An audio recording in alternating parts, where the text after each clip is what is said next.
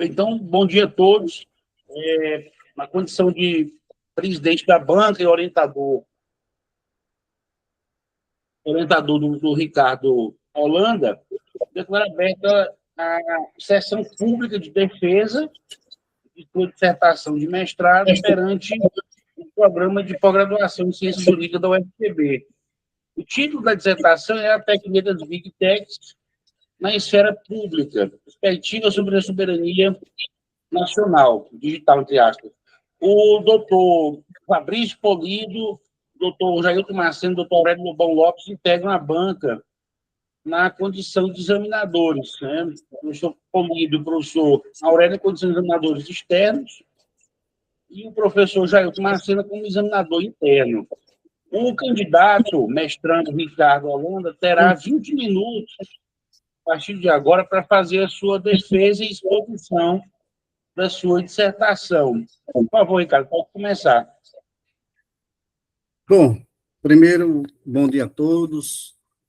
Para mim é uma oportunidade muito grande, não só fazer o mestrado, como chegar nessa etapa, né, nessa segunda etapa. Agradecer aos membros da banca e ao meu orientador também por ter aceitado esses convites aí todos, né, com tanta contribuição e diálogo, desde a primeira banca até todo esse tempo aí do mestrado, e dizer que o nosso tema hoje é a tecnia das Big Techs na esfera pública, perspectivas sobre a soberania nacional no mundo digital, né? E eu gostaria de dizer inicialmente que esse tema ele é multifacetado, então para mim ele foi mais complexo do que o que eu pensava.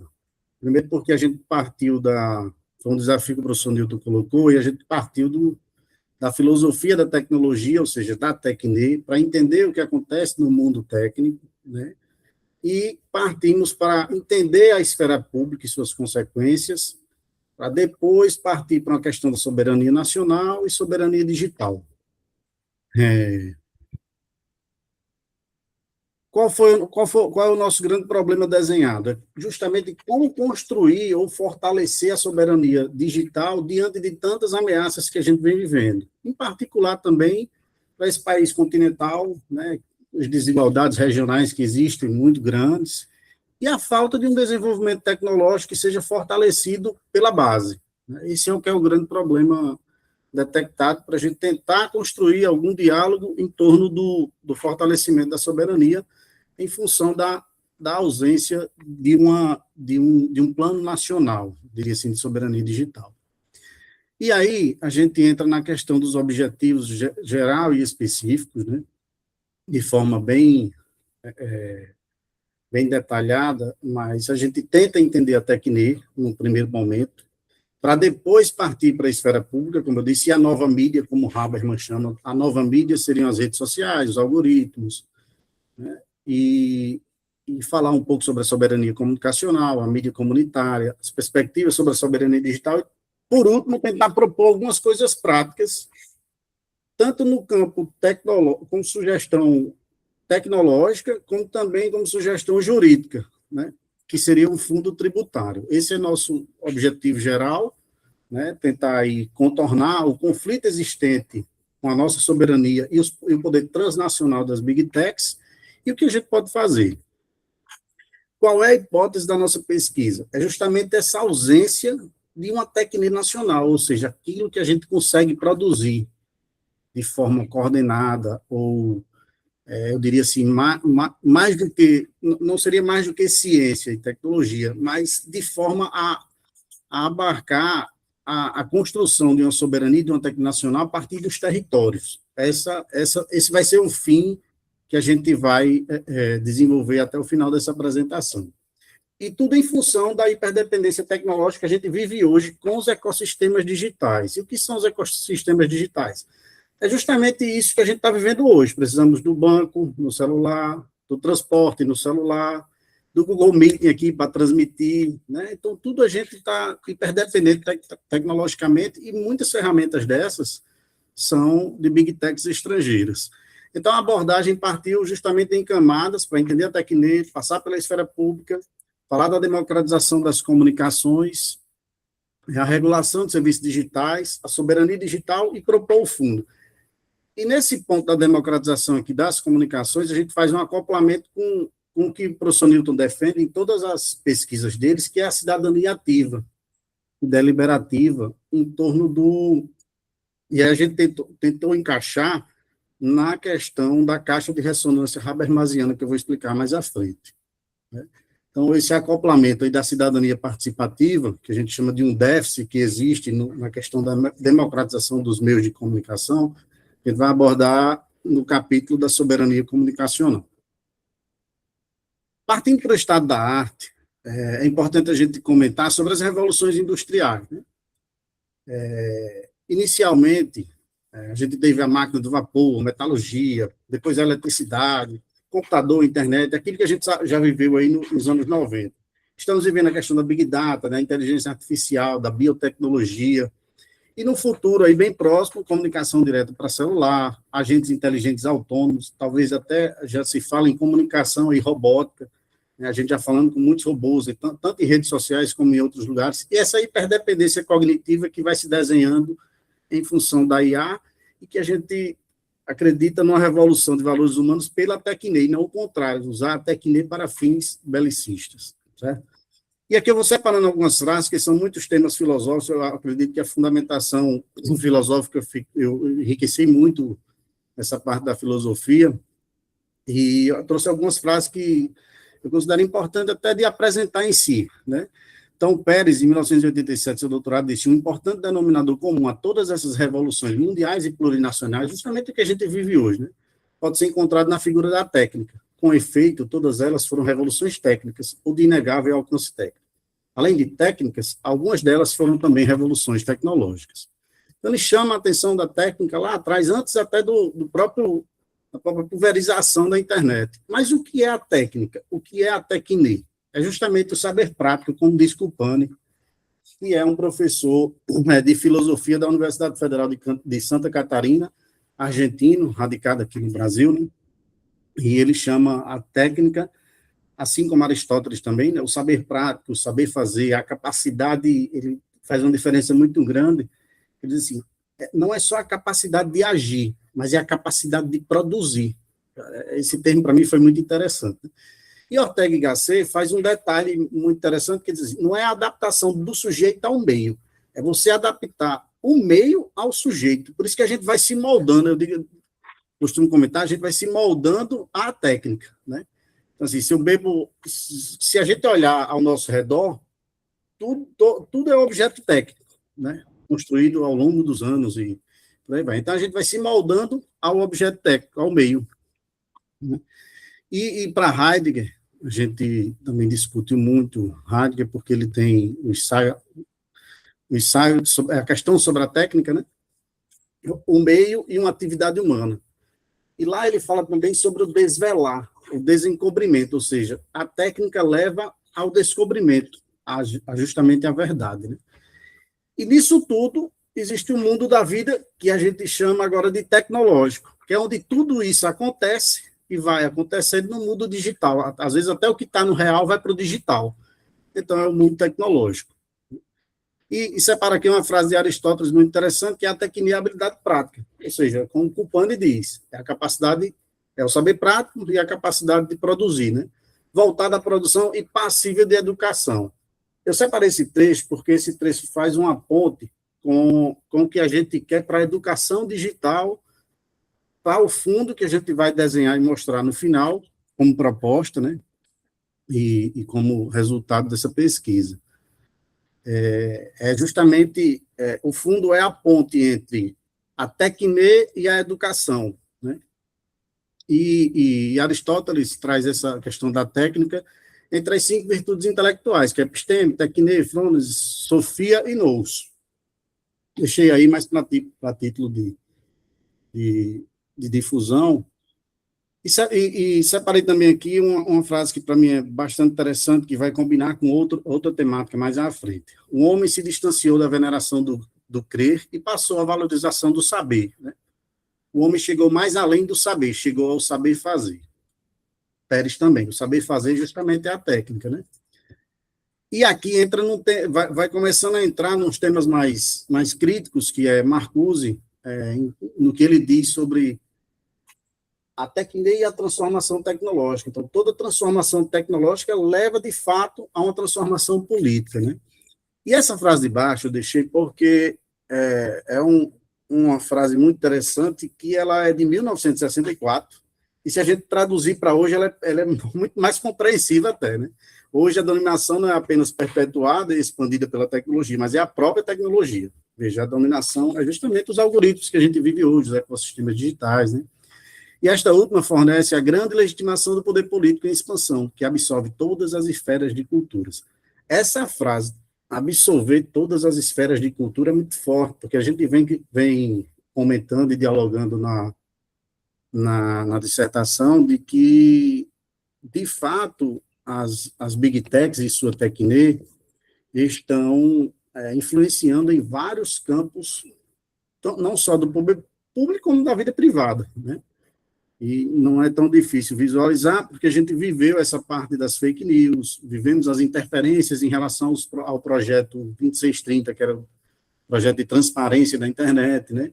A gente não conseguiu aprovar em função do Google, por exemplo, ter colocado até em sua página inicial e difundido para todo mundo de que aquele projeto era um projeto muito ruim para a sociedade, e no fim era um projeto de transparência e mais regras consumeristas. Entendendo a técnica como um saber prático, um saber fazer e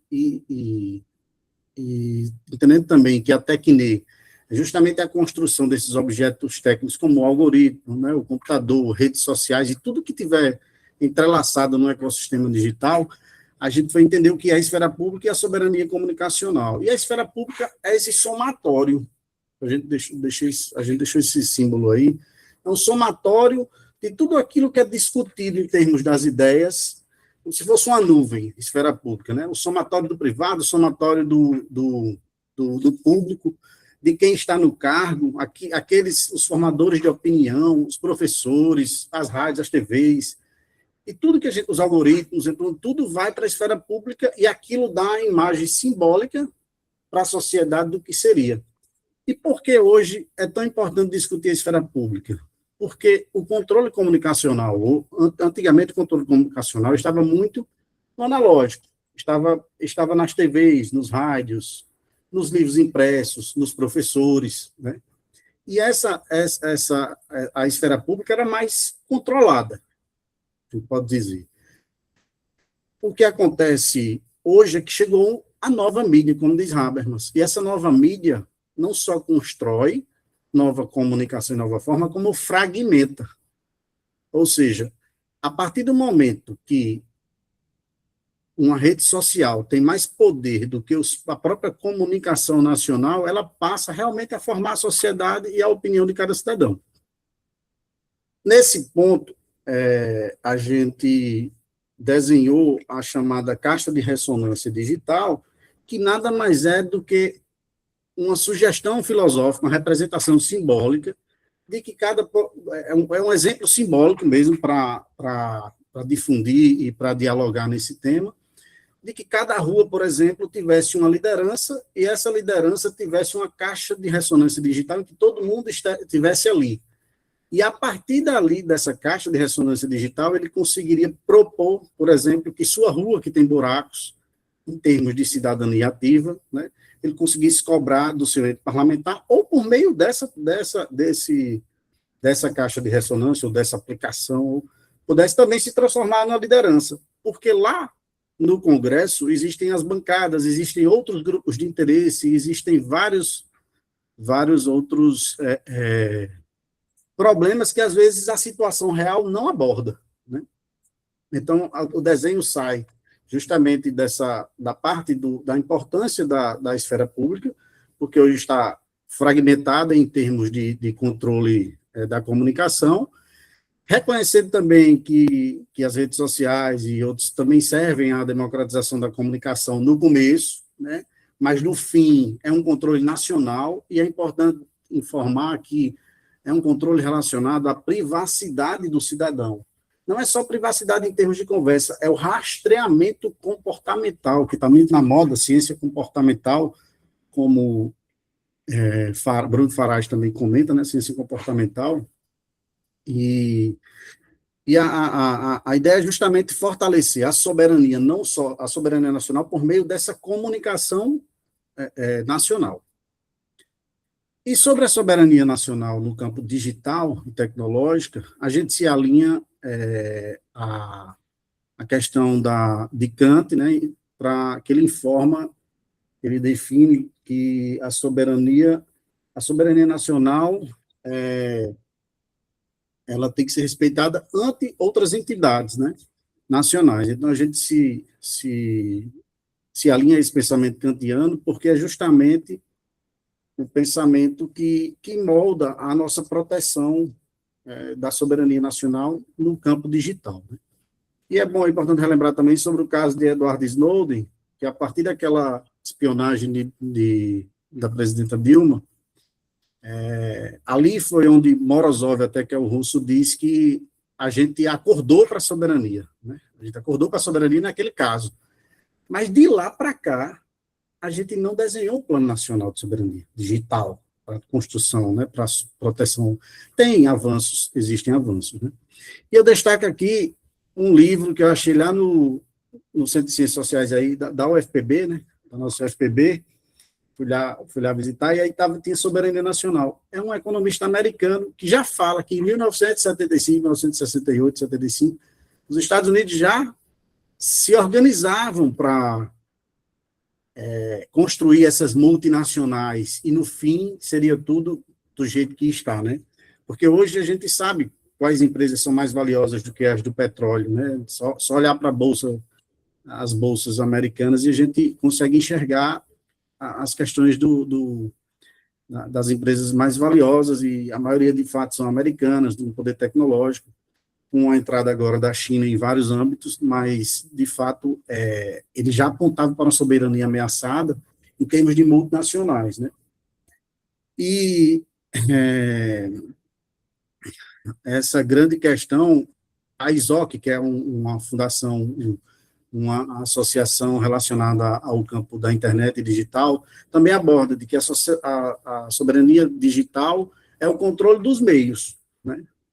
O que a gente propõe mais à frente, deixa eu voltar aqui, o que a gente propõe como soberania é justamente construir a soberania digital por meio da educação nos territórios. Mas como? Por meio das ilhas de excelência tecnológica. Mesmo assim, de que forma? Essas ilhas de excelência pedagógica tecnológicas viriam desse fundo que a gente vai propor, que eu vou mostrar como sugestão, né, nossa proposta.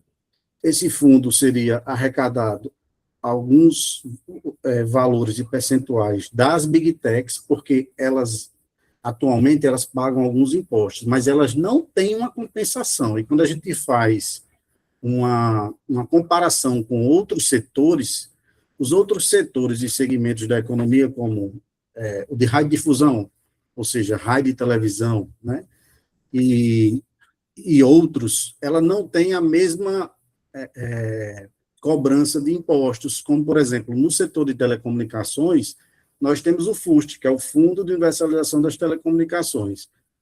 Temos também o Funtel, que é outro fundo. Então, esses fundos viram compensação daquilo que é extraído da gente. Hoje, o que acontece? O WhatsApp, por exemplo, tem 150 milhões de usuários. E por que o WhatsApp é de graça? Porque, de fato, eles absorvem todos os nossos dados. E como diz o professor Luca Belli, da FGV, na última palestra que eu assisti, ele disse o seguinte: não é igual, dados não é igual ao petróleo, por mais que eu diga no começo da dissertação que o dados é o novo petróleo, né? Eu aprendi agora, nessa última, foi no finalzinho já, não deu para mudar, mas ele foi muito... 10 minutos, não? Falta 10, né? Ele foi muito feliz de dizer isso, que, assim, dados não é o novo petróleo, porque petróleo tem em todo lugar, mas dados não. Dados é um negócio muito pessoal, é o que a gente chama de conteúdo digital personalíssimo, né? O professor Fabrício tem o seu comportamento nos últimos 3 meses dentro da rede social e dentro dos seus aplicativos todos que usa, é só dele. né? Só ele tem aquilo, né? Numa figura de linguagem, a gente pode dizer assim, o que as Big Techs fizeram foi assim, colocar um canudo no Brasil e dizer, quero todos os dados, né? E puxa para lá, para os países que têm esse poder de ter todos esses dados e de controlar. Então, a soberania digital no Brasil, ela tem essa ausência de um plano nacional, de fato, sobre a soberania tecnológica, né, digital. A gente fala de digital, mas ela tem várias abordagens diferentes. De fato, eu concordei com as últimas contribuições da banca. É melhor chamar de soberania nacional no campo digital, né? Acho que fica mais claro. E por causa dessa ausência, essa falta de coordenação entre órgãos, a gente talvez fique pecando aí em construir, e também tem que ser muito atrelado também à nova indústria, ou seja, a novas forças produtivas, porque como iremos nos preparar para o futuro do trabalho e o trabalho do futuro, né? Se todos estão caminhando para as IAs, se há um impacto muito grande da inteligência artificial, da robótica, e de questões mais sérias em relação ao mundo belicista tecnológico, né? Se todos estão caminhando por esse mundo, por que o Brasil fica para trás e não está da mesma forma? Talvez a gente aponta como essa ausência da tecnologia nacional, que pode ser construída pela educação. Não é só uma questão tecnológica. A soberania nacional, a soberania digital não é só uma questão tecnológica. É uma questão da gente saber fazer a partir dos territórios da cultura, porque a necessidade lá, por exemplo, do sertão e das favelas é um, e aquilo que é verticalizado é outro, né? Então, assim, o que eu posso construir aqui na minha comunidade, por exemplo, no bairro do 13 de Maio, é diferente do que pode ser construído em São Paulo, na capital. É diferente do que eu construí lá em Severino Melo, no sertão de onde eu vivi a infância. Então, a educação digital chegando junto com essa construção, essa educação interdisciplinar tecnológica, ela constrói uma soberania em cada lugar desse, né? Para, no final, existir realmente uma soberania nacional em termos do campo digital. Às vezes fica difícil hoje entender, mas lá atrás, o Brasil já fez forças-tarefas de alfabetização, né? Então, assim, existem as escolas, eu toco nesse ponto na dissertação, existiram as escolas isoladas, as escolas rurais, onde não tinha escola, chegavam lá, né, um grupo, montava a educação e essa educação fluía e formava. Então, minha mãe foi fruto disso, de uma força-tarefa dessa. Minha tia foi também. Então, assim, são coisas que lá atrás, se era necessário fazer, é preciso fazer agora com a alfabetização digital no campo de construção da soberania digital, porque a soberania digital não pode ser definida só por causa das Big Techs, né? Não é porque elas estão fazendo que a gente está só sendo afetado e ameaçado, é porque a gente não tem uma construção de base da questão tecnológica. Então, nesse ponto, Está concluído, não passou já. Sim, já passou, né? Os projetos comparativos e as interlocuções estão aí, que são os quadros aí, foi o outro estudo que a gente fez, que é justamente comparar os fundos e comparar os atuais projetos de lei, em que a gente fez uma contribuição mais para frente, que é o PL 323/2026. A gente propõe justamente, a proposta do fundo é a CID e Soberania da Educação Digital, basicamente uma receita em função de 5%, esse percentual pode ser discutido, essa é a nossa proposta, e as conclusões são essas, né? A autorregulação falha, o fim social da tecnologia é importante que a gente olhe, né? Ampliar a cidadania participativa, a construção a partir das regionalidades, defender a democratização dos meios, né? Soberania digital por meio da educação e a CID, a criação de um fundo tributário, que a gente faça essa compensação. Finalizo aí com algumas poucas referências e abro aí para perguntas da banca e e de todos. Muito bem, Ricardo. Parabéns aí pela exposição. Bem, pela boa educação acadêmica, nós devemos começar pelos membros externos, né? E aí eu vou primeiro convidar o professor Fabrício, que já está conosco nessa análise do trabalho de Ricardo, desde a banca de qualificação. Depois eu vou passar a palavra para o professor Aurélio Lobão Lopes, né?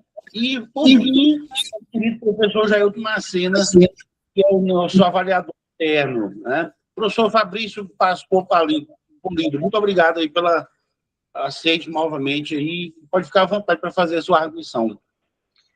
Bom, muito obrigado, professor Newton. Queria cumprimentar todos os presentes e bom dia àqueles que estão na sessão de defesa da dissertação de mestrado do candidato Ricardo de Holanda. E é muito bom estar novamente com todas e todos nessa oportunidade, né, voltando aqui ao exame desse trabalho de pesquisa, desde a sua qualificação para a apresentação da dissertação, de modo que eu recupero também um pouco daquilo que eu tive a oportunidade de examinar no momento da dissertação, para o qual já acenava o caráter e a qualidade da pesquisa, o bom desenvolvimento do trabalho naquele estágio, e agora retornar essa mesa, essa banca examinadora na dissertação de mestrado do candidato Ricardo Holanda, cumprimentando os professores Aurélio, professor Jailton também, nessa oportunidade. E nas dissertações de mestrado, eu costumo analisá-las em 4 grandes partes. A primeira, que diz respeito ao lugar da pesquisa apresentada dentro da agenda da pesquisa ou investigação no campo do direito. A segunda, a terceira, são aspectos formais, a discussão teórica aportada pelo trabalho, e, por fim, um pouco dos horizontes futuros dessa pesquisa, ou seja, que trajetórias esse tema ou aquilo que foi apresentado como produto da dissertação vão oferecer para a academia, especialmente no direito, pensando nesse recorte tão importante entre Constituição, direito econômico e também, acima de tudo, nesse caso, a proposta de examinar o tema apresentado dentro da dissertação à luz das lentes filosóficas e sociotecnológicas, sociotécnicas dentro dessa abordagem. Então, essa relação entre o tema trazido pelo candidato na pesquisa, conduzida aqui sobre a competente orientação do professor Newton Lima, traz para nós essa provocação. E, de fato, me parece que há tanta oportunidade para falar, porque nós estamos falando aqui da relação também entre Constituição, soberania do Estado, e aí sim, o Estado e a jurisdição do Estado, no seu poder de regular, no poder de prescrever normas, no seu poder de decidir sobre conflitos e fazer aplicar as decisões nos limites do seu território, pensando justamente nessas fricções, né, nesses conflitos e tensões que ocorrem entre o Estado, o ator estatal, e, do outro lado, atores não estatais, como grandes plataformas, conglomerados de tecnologias, né, que hoje, basicamente, estão em 2 grandes macro-regiões do globo, seja nos Estados Unidos, seja na China.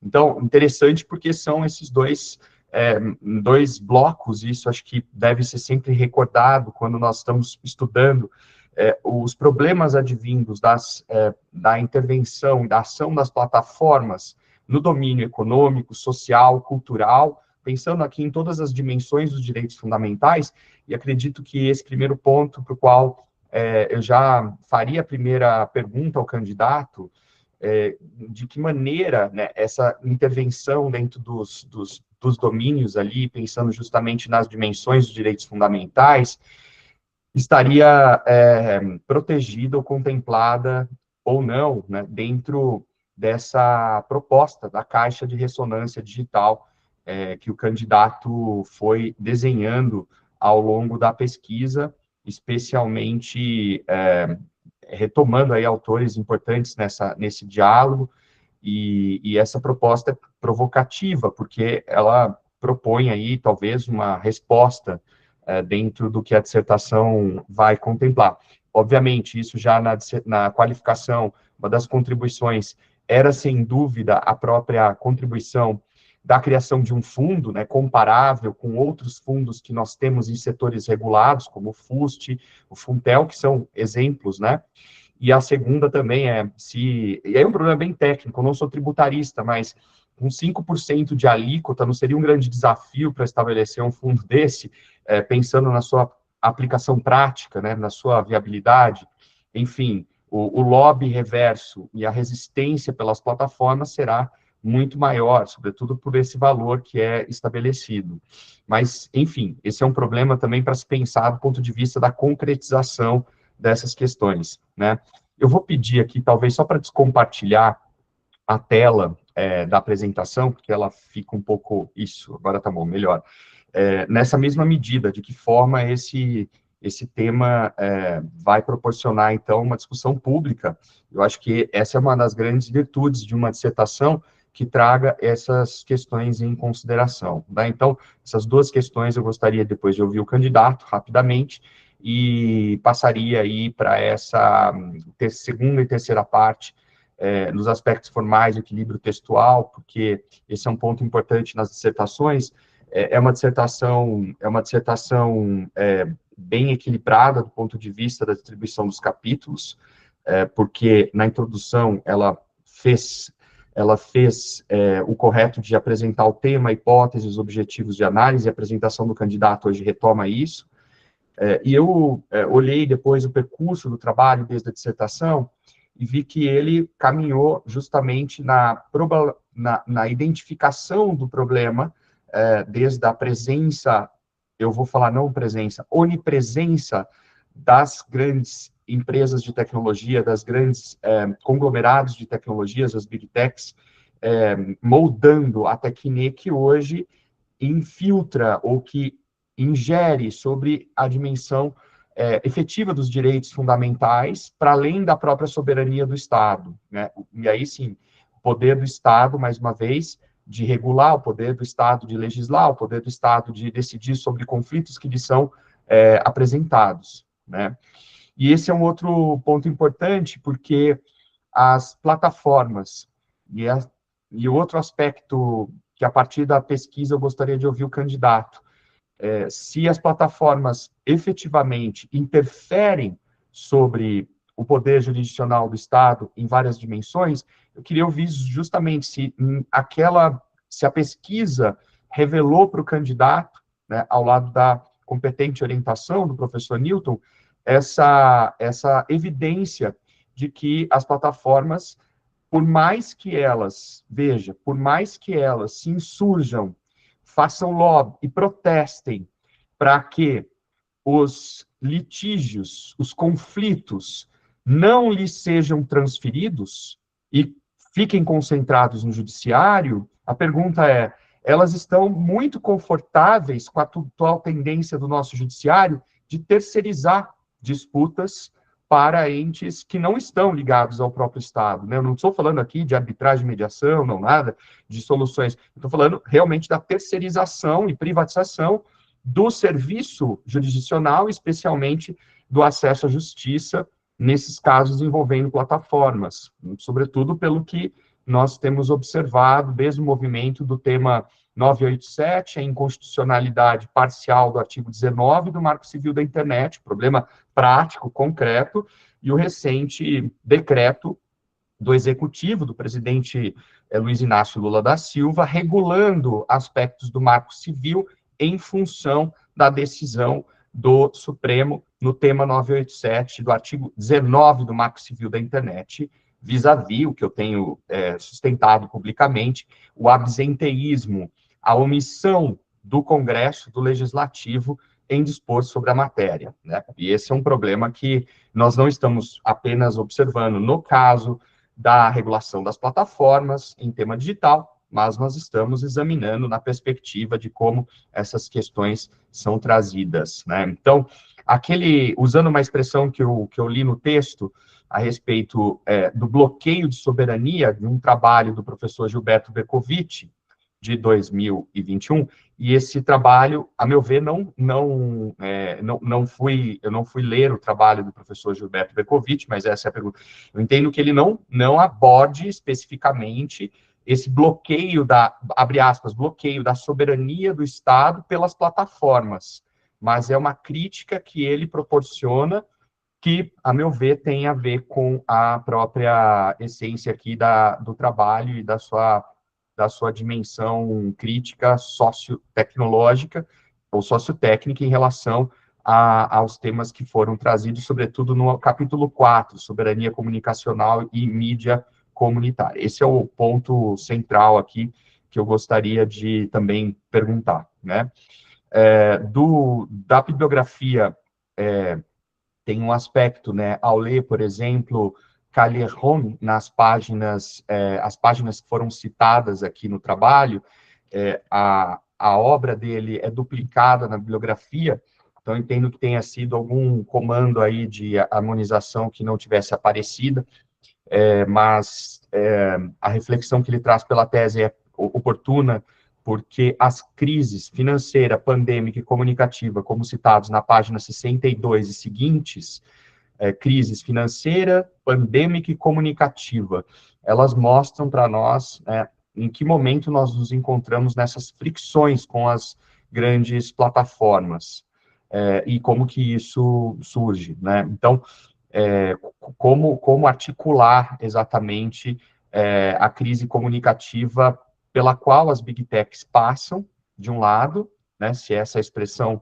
adequada, e do outro lado, mais uma vez, as violações dos direitos fundamentais de cidadãos naqueles estados, portanto, territórios, em que elas também têm suas atividades, como o caso do Brasil, né, olhando exatamente esse tema. Eu gostei muito dessas inferências trazidas na tese, eu acho que ela se justifica muito a partir do potencial que as plataformas têm de interferir, né, nos domínios vastos dos direitos fundamentais, pensando nas várias áreas, e os mais sensíveis na atualidade estão no campo político, portanto, eleições, e estão também nos direitos civis mais básicos, considerando que as plataformas, pelo design dos serviços, pelo funcionamento delas, têm condições também de afetar o exercício de direitos civis muito básicos, desde o campo da família, desde o campo do desenvolvimento, o livre desenvolvimento da personalidade, para utilizar um direito fundamental esculpido na Constituição alemã como um direito fundamental, e que é muito distinto de autodeterminação informativa, né, que está no campo da disciplina da proteção de dados pessoais, mas o livre desenvolvimento da personalidade é muito mais amplo. Hoje, o que, por exemplo, crianças, menores, jovens, digitalmente adictos ou viciados se encontram nesse espectro, né, e como que as big techs, naquela indiferença radical delas, indiferença no formato praticamente blasé, não emocionado, de lidar com problemas sociais, de responderem com aquela linguagem padrão, de que estão preocupadas com a integridade e segurança dos usuários, não efetivamente com os direitos, né? Nos textos das suas políticas de uso e outras, elas não têm essa preocupação em tangenciar direitos fundamentais, mas sim usar uma linguagem plana, que se aplique globalmente nos seus termos de uso, nas suas políticas de comunidade, e que vão forjar esse códex aplicável para essas relações específicas, né? Então, esse é um outro aspecto que a leitura da sua dissertação aqui é que mais um comentário proporciona do ponto de vista das críticas possíveis. Então, esse é um aspecto aqui que eu gostaria de chamar a atenção, até por acho que uma obrigação da reflexão da pesquisa acadêmica, né, e a possibilidade aqui de que essa dissertação, né, e de fato essa dissertação cumpre os requisitos formais e os requisitos que são estabelecidos no regulamento do programa especificamente para uma dissertação, ou seja, que ela é apresentada de um modo original, que ela sistematize a pesquisa, que ela busque uma revisão de literatura e esse trabalho aqui é muito importante. Então, chamando atenção para esses aspectos que depois, óbvio, eu posso compartilhar, mas evidentemente estão aí na leitura, né? Autores também esqueci, porque esse é um tema, quando a gente vai fazer a revisão da dissertação, do ponto de vista formal, a padronização em ABNT, que foi um pouco comprometida na bibliografia, autores como Klaus Schwab, Gunther Anders, Sérgio Amadeu, Alberto Cupani, Gerard Lebrun, que não foram mencionados na bibliografia, apesar de terem sido ali indicados no corpo do texto, ou no desenvolvimento do texto, e não aparecem na bibliografia final. Por quê? Porque aí o leitor vai ter que se perguntar a qual obra se refere, só pelo ano, recordando aqueles, ou melhor, verificando a obra desses autores, essas obras não vão aparecer, ou vão aparecer em duplicidade, ou outras obras que não são as que foram consultadas para o texto. Então, esse é um outro aspecto importante para observar nessa questão. Então, esse saneamento, né, esses ajustes bibliográficos aí, eu diria assim, necessários para fins de eventual disponibilização da dissertação nas bases ou publicação do trabalho e que vão trazer essa proposta. Então, deixar mais uma vez essa observação aqui para que possa também revisar no termo final antes do depósito definitivo, né, com o depósito definitivo. E, por fim, né, os horizontes aí da própria pesquisa, né, e eu até acho que esse é um lado relevante, porque eu entendo que a proposta trazida no capítulo 6 foi justamente uma contribuição da dissertação ao desenhar esse arranjo de um fundo tributário de natureza extra, fiscal e indutora. E aí, CID Soberania, Educação Digital, na fórmula matemática trazida ali, a partir nas páginas 94 seguintes do texto, né, recuperando aqui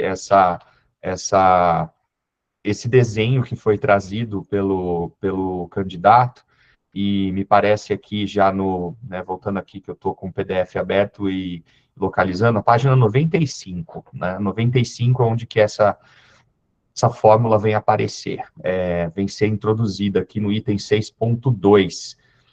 E, de fato, né, acho que nós pensarmos, mais uma vez, né, se a função do direito tributário intervir no domínio econômico e dessa maneira, né, estabelecer dentro dos arranjos dos seus tributos, dentro das categorias dos tributos, também intervenção no domínio econômico, porque é isso, se as empresas desenvolvem ou atuam num dado segmento da indústria, desenvolvem atividade econômica, nada mais, eu diria, intuitivo do que haver essa reação do próprio Estado na intervenção no domínio econômico para tributar.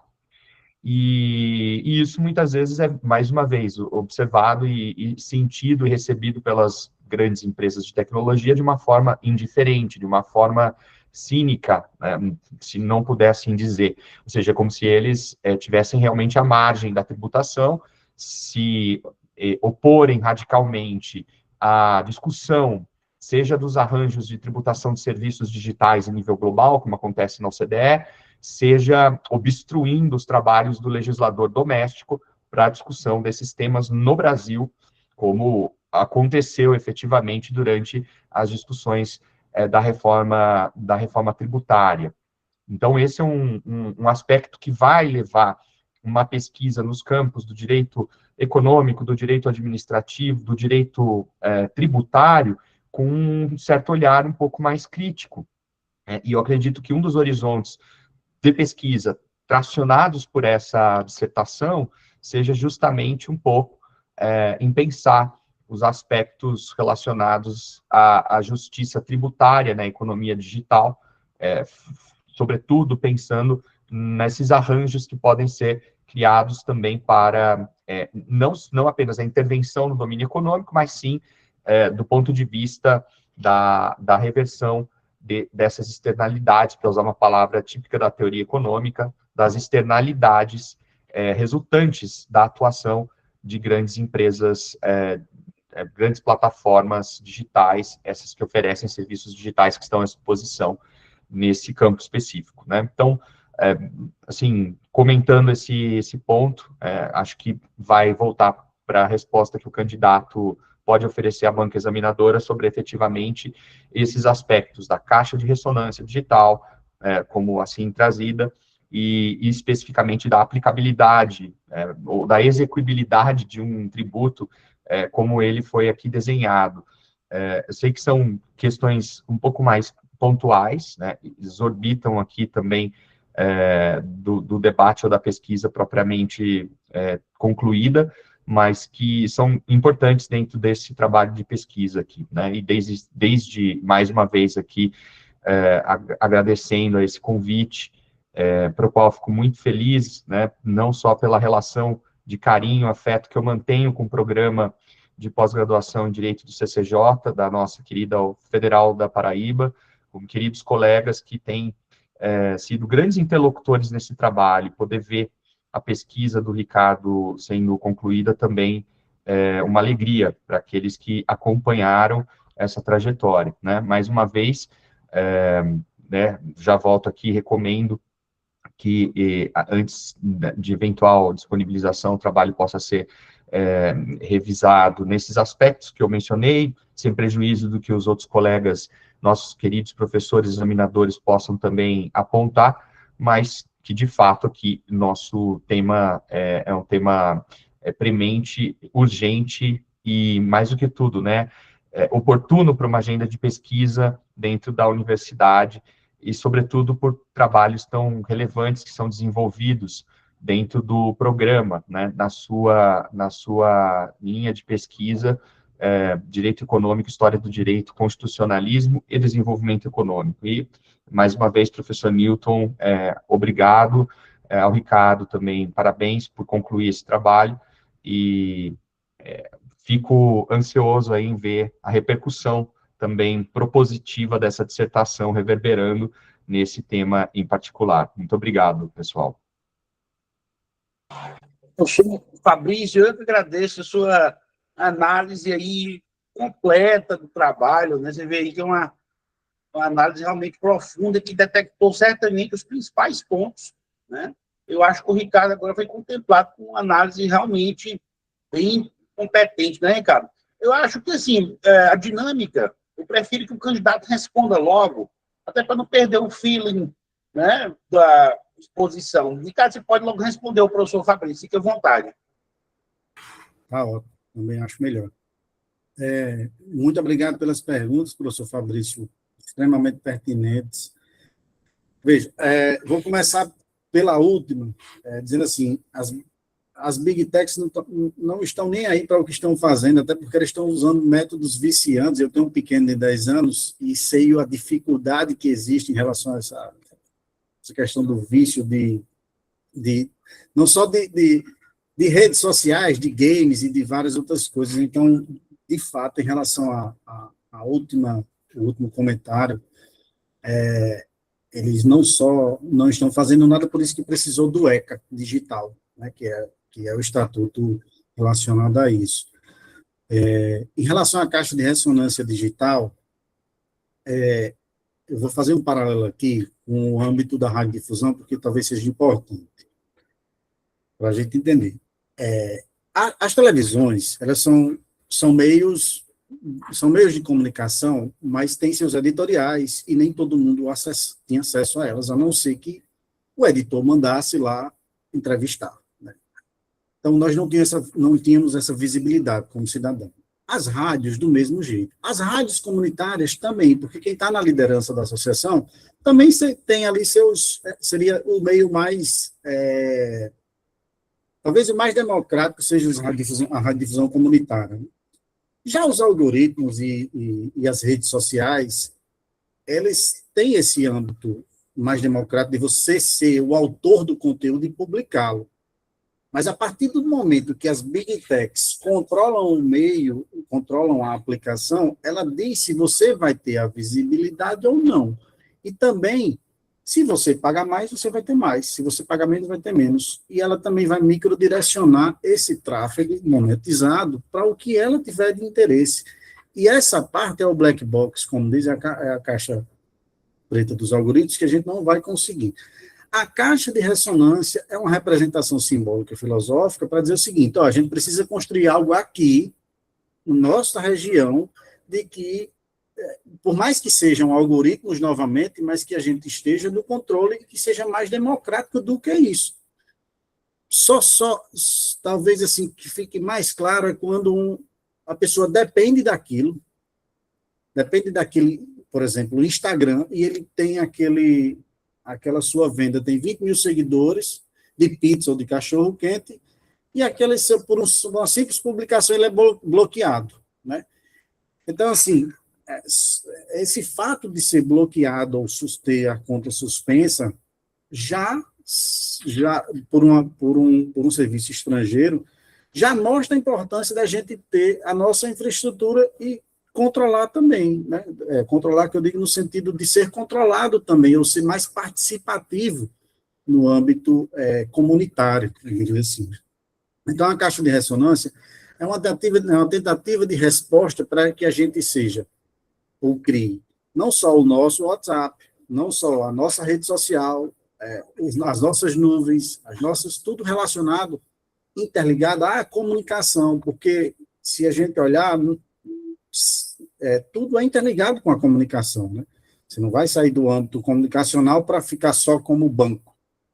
Eu acho que é preciso pensar dessa forma na caixa de ressonância, e aí tem essa outra finalidade, o que ela vai ressonar, né? É justamente fazer essa ressonância, é justamente nas demandas sociais e reais que existem, até chegar a um ponto de se organizar, inclusive. É como se não seria um partido, não seria um aplicativo para partido, não seria a própria comunidade, o próprio território, criando suas próprias comunicações, ou seja, coletivos de comunicação, aplicativos de comunicação, e isso aí seria uma internet comunicacional, mas no ponto de interligar com a internet, né?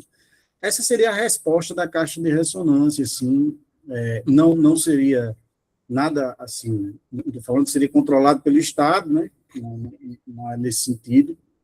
Essa é de fato a caixa de ressonância como foi pensada, né? De um modo que quem está dentro da caixa de ressonância consiga ter uma voz mais ativa e participativa perante o seu parlamentar. Se o parlamentar não vai, a caixa de ressonância elege o seu. Seria mais ou menos isso. Ou faz dela também um meio de atividade econômica, né? Em relação à alíquota e aos 5%, eu concordo, não fui fazer um estudo mais forte nisso, eu me baseei mais no que é o FUST, FISTEL e FUNTEL, que são três tributos, né, que sobrecarrega o campo das telecomunicações. No campo da radiodifusão existe o Codecine e vários outros, e também no FDC, no Fundo de Ciência e Tecnologia, que lá ele sai de algumas alíquotas e vai até 20%, dependendo do setor, como até inclusive os royalties do petróleo e vários outros. O que fica mais claro aqui, talvez não seja nem um percentual, veja, petróleo, se há uma empresa estrangeira extraindo, ela paga, né? Mas os dados não. Dados ninguém paga nada, né? Então, assim, isso fica muito evidente. Em termos de percentual, eu diria que, de fato, seja um campo para a gente avançar em termos de progressividade também, né? De uma tabela progressiva. Até tantos milhões de usuários, a empresa tem tanto. Outras empresas menores, porque todas, no setor de telecomunicações, todas as empresas pagam FUST, né? E todas pagam FUNTEL, para o Fundo Nacional de Telecomunicações. Isso roda ou não roda? A grande questão é, isso roda ou não roda numa disparidade tributária, numa concorrência desleal? Vejamos, se a Netflix entra no Brasil, existe TV por assinatura, até que ponto um paga tributo, outro não, isso é ou não uma concorrência desleal? Então, a questão da alíquota é crucial até para equilibrar a questão do jogo concorrencial. Né? Não sei se eu consegui responder em relação a isso, mas se tiver mais outros, pode complementar. E a outra é que, de fato, as Big Techs estão confortáveis, concordo, estão muito confortáveis. Elas não investem em infraestrutura consumerista.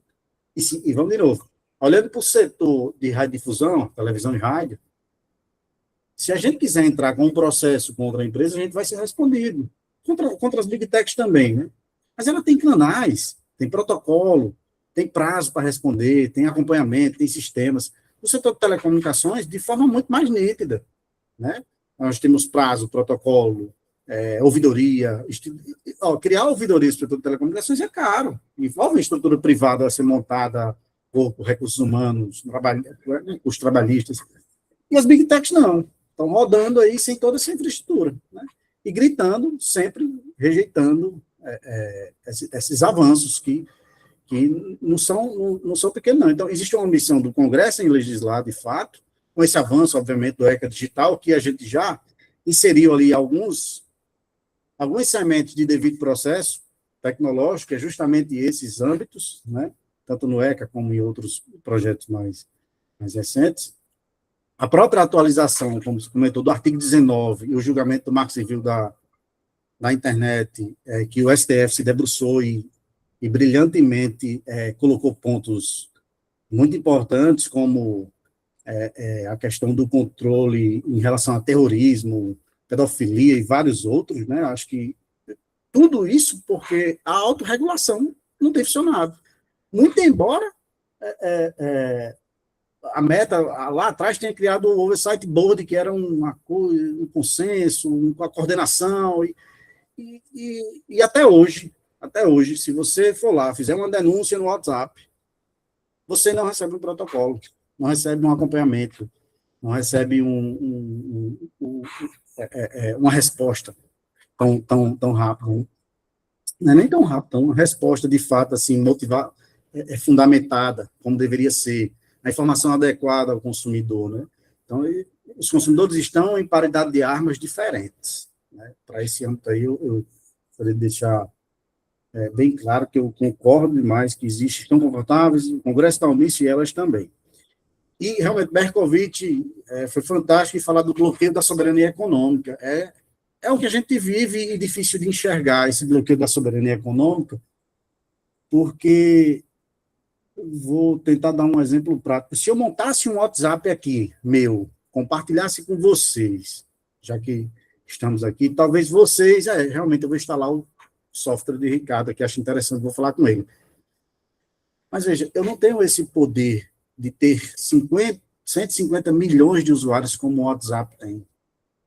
Essa infraestrutura de dados pessoais que ele já absorveu, obviamente, com consentimento do usuário, né? Todos nós damos o consentimento, mas toda essa estrutura, para eu como um microempreendedor aqui, um exemplo, querendo chegar, é muito difícil. Imagine o que o Estado tem que fazer para garantir a privacidade do cidadão, tendo em vista que que aplicações como essa, em nível nacional, de milhões de usuários, mais do que as telefonias têm, se você juntar, né? O WhatsApp tem. Entrou de graça no país, faz ligação de graça, tudo bem, não é serviço de telecomunicações, é uma camada mais acima na tecnologia, que a gente chama. Mas em que ponto novos players entram causando distorção no mercado e como isso reverbera no país em relação a postos de trabalho e ao desenvolvimento nacional? A discussão vai muito por aí. E como que realmente nossa soberania está sendo bloqueada nesse sentido?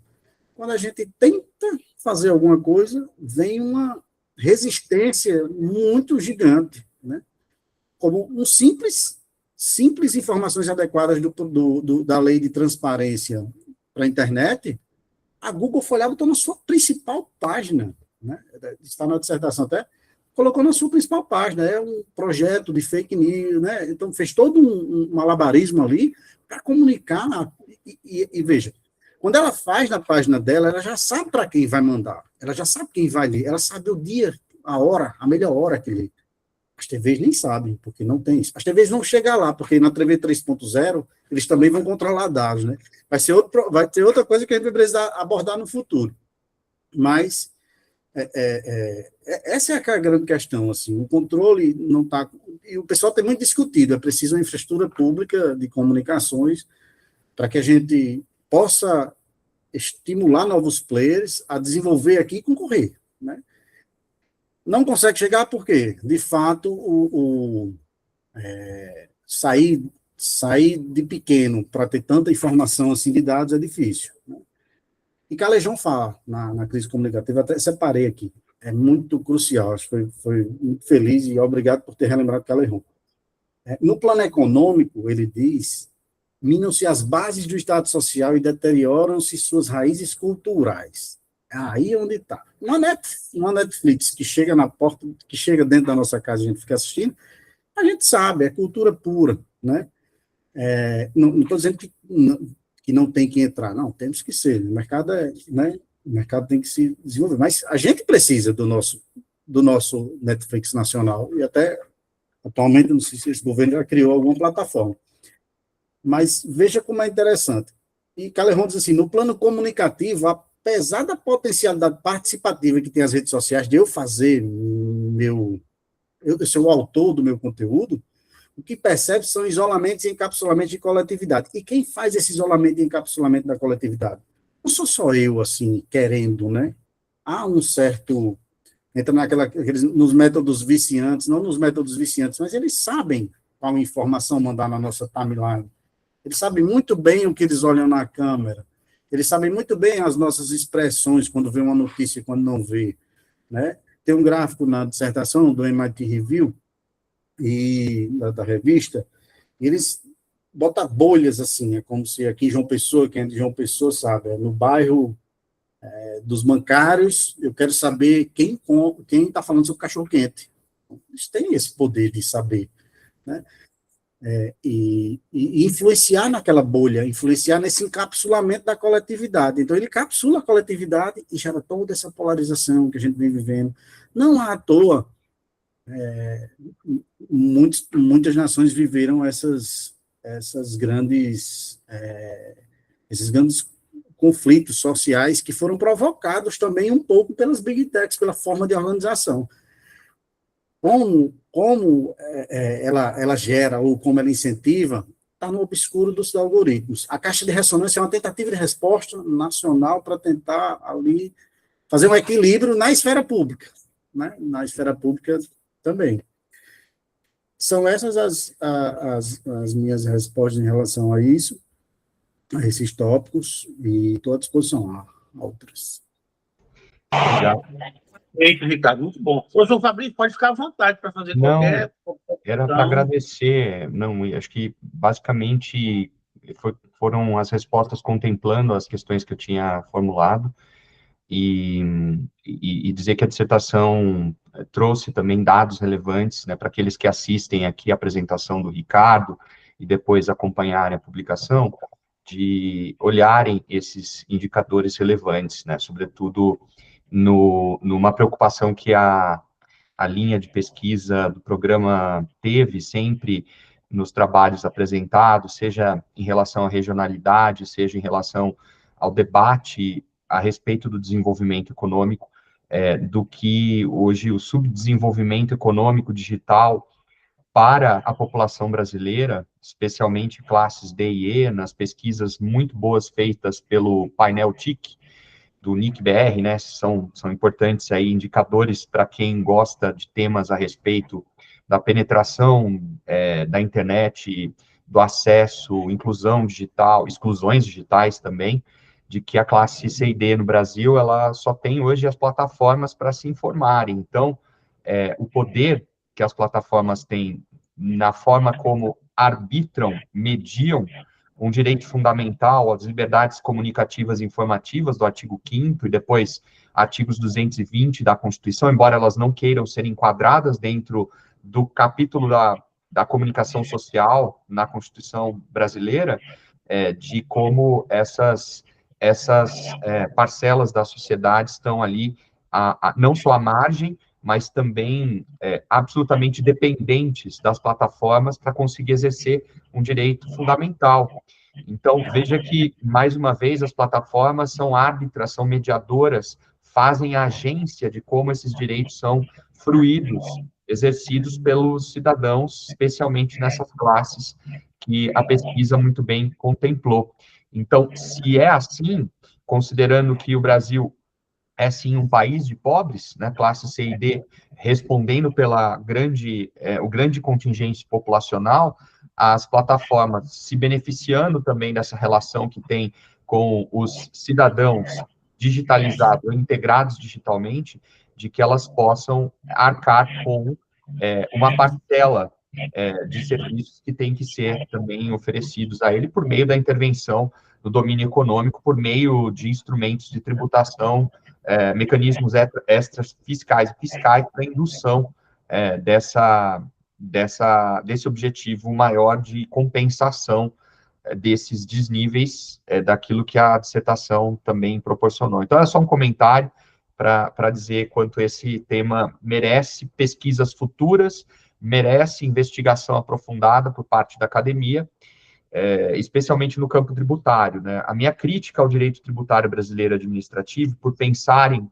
o Brasil antes da redemocratização, é justamente não entrarem em questões muito mais sensíveis e profundas, que hoje, no tema a respeito do desenvolvimento, subdesenvolvimento e exclusões digitais, proporcionaria para grandes agendas de pesquisa, né? Então, mas, enfim, a academia está aqui para poder fazer esse papel também de contraponto e denunciar, expor essas feridas e tudo aquilo que não foi cicatrizado dentro das nossas grandes exclusões e marginalidades, né? E um dos temas digitais agora é a nova área das exclusões e marginalidades. Mas, obrigado, parabéns, Ricardo, te desejo boa sorte nesse percurso também. Obrigado, professor Newton. Perfeito. Professor Fabrício, mais uma vez, muito obrigado. Então, eu passo a palavra agora para o professor Aurélio Lobão Lopes. O professor Aurélio, doutor em Direito pela USP, professor da Uninova-FAP, em Teresina. Professor Aurélio, muito obrigado pelo aceito do convite, né, e fique à vontade para fazer a sua arguição, por favor.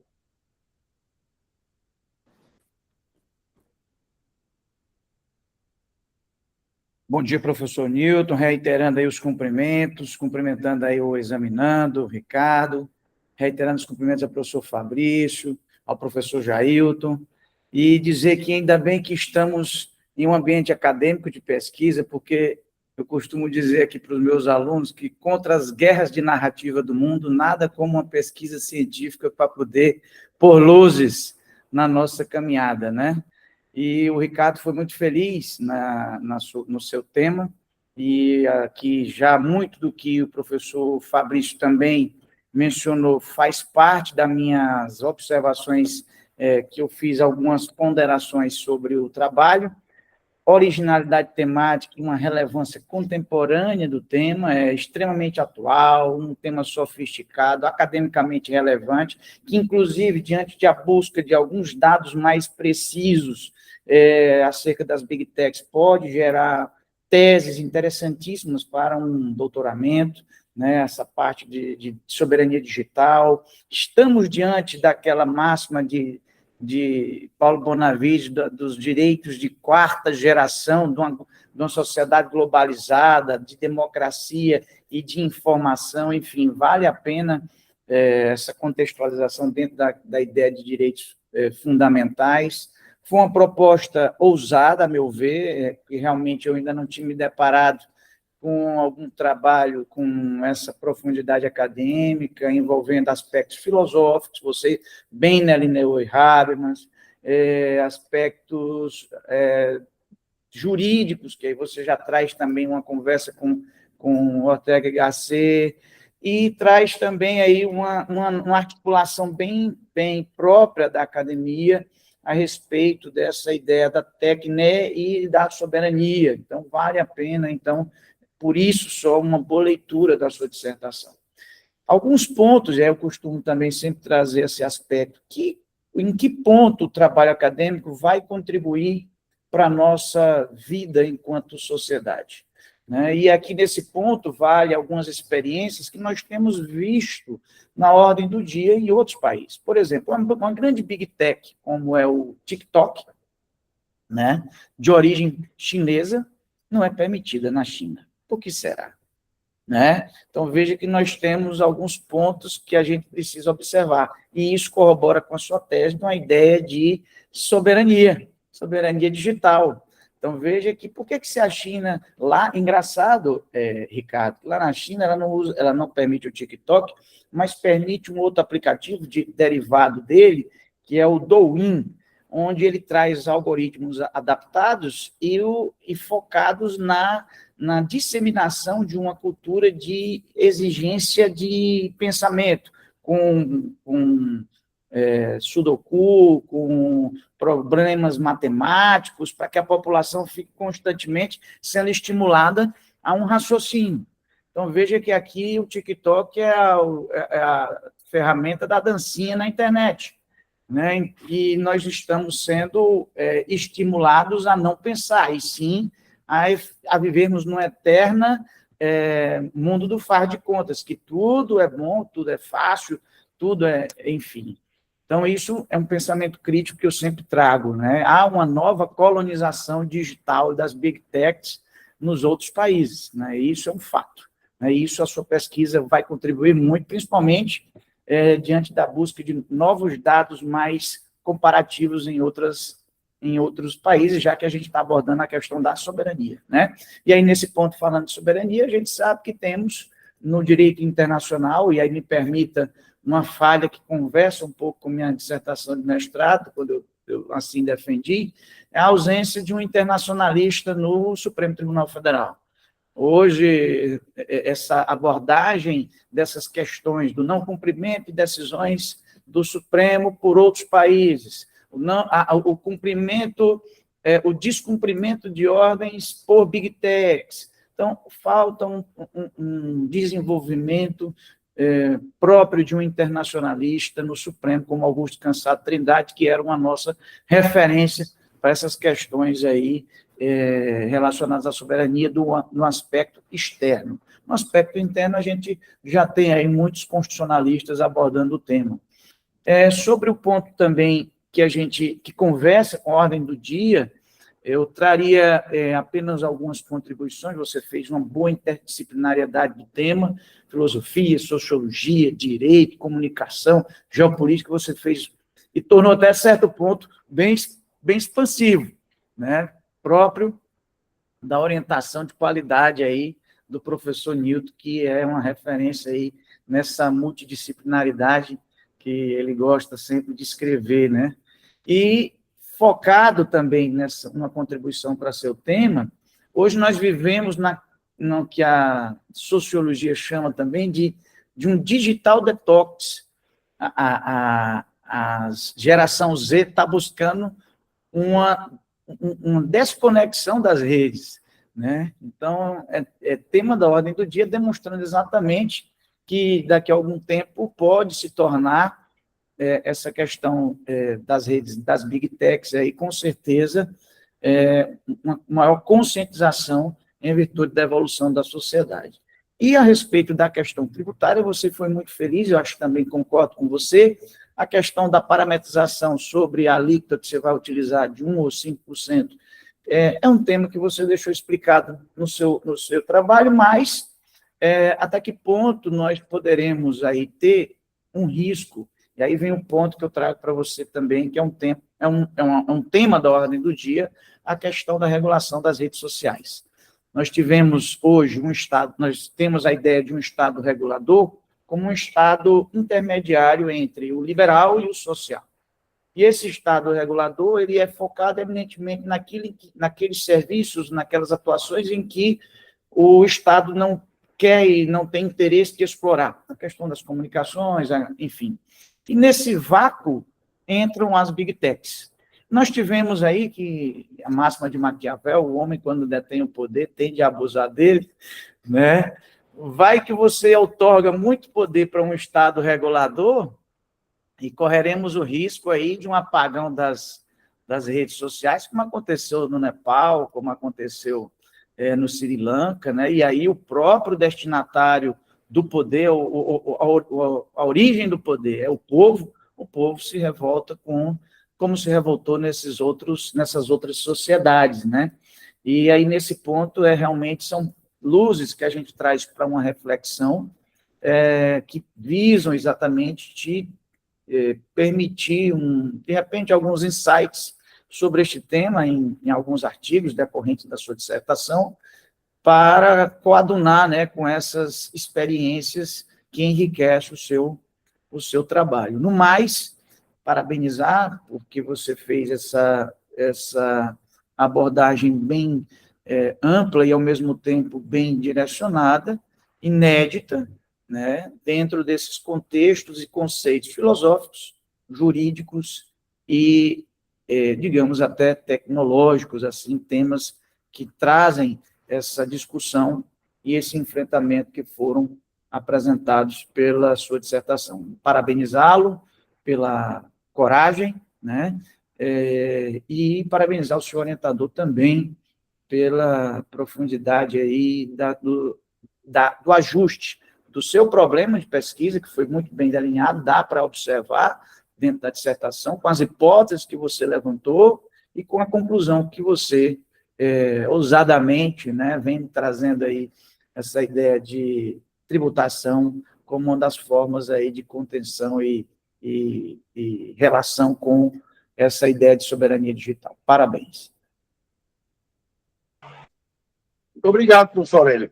O Ricardo, você quer comentar alguma coisa, quer acrescentar alguma observação nessa linha?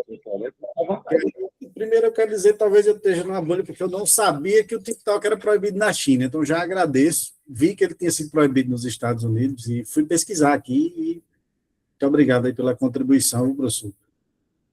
Fico surpreso também, e o tema é tão crítico, de fato, que o atual candidato que foi rejeitado pelo Congresso, né, o ministro Jorge Messias, até hoje tem o visto bloqueado, né? Então, assim, e foi em função de Big Techs, né? Foi em função dessa atuação dele e outras, claro, obviamente.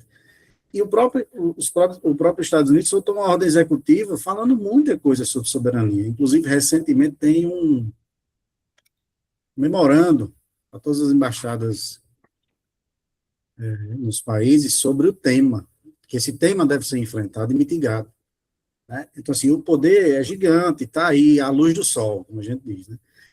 Em relação ao Estado regulador, de fato, não defendo que o Estado controle tudo, não. E também não é porque eu seja de agência reguladora e seja do Estado, tem origem no Estado regulador, não. É porque eu acredito na linha do professor Newton de que a cidadania tem que ser mais incentivada e ter mais participação, né? A cidadania participativa. A gente tem que encontrar um meio de tornar a regulação mais participativa, seja, como me lembrou até o professor Fabrício, da conciliação, né, de uma democracia conciliatória online, de uma regulação que seja voltada para conciliação online, conciliação, porque isso traz mais participação, tanto na composição do Estado regulador, do que ele forma, do que ele cria de normas, do que ele protege, como também no exercício da cidadania mesmo. Então, nessa questão da regulação participativa, eu acredito que um instrumento que poderia vir disso tudo é que o cidadão tivesse controle sobre os seus dados. A última vez eu até comentei com o professor Newton, por qual motivo, por exemplo, o professor Newton pesquisou, um exemplo, viu, professor? Pesquisou lá na UFPB, no sistema interno dele, o endereço de Ricardo, um exemplo. Se ele pesquisou, foi por algum motivo, algum fim profissional, né, de lá. Então, não tem problema. Ele coloca lá, acessei o endereço residencial de Ricardo, porque ele, e o CPF, o telefone, porque, de fato, eu precisava aqui para colocar no certificado, ou em qualquer outra coisa. Mas isso deveria gerar um controle para a gente. O sistema é do Estado. O sistema é do governo. O governo está aí, os governos de plantão, né, como a gente diz, né? Pode ser o ditador, pode ser democrático, né? Mas, de fato, se tiver na mão do ditador, quem vai sofrer somos nós. Por que ele acessou? Para quê? Para que fim, né? Aquilo deveria gerar um alarme para o cidadão. Ó, o Sonito acessou seu dado por causa disso, disso e disso. E se eu não... Ou, é até maior, eu dou o acesso. Eu, consumidor, sou o dono do meu dado. O professor Nilton faz, eu quero acessar seu dado. Para quê? Digita. Não é do Estado? Não está no Estado o dado? Né? E veja, eu estou fazendo um paralelo com o Estado. E aquilo ali vem com, com toda a fiscalização, como o professor Nilton diz, o Estado somos nós. Então, nós fiscalizamos o Estado, nós cidadãos, né?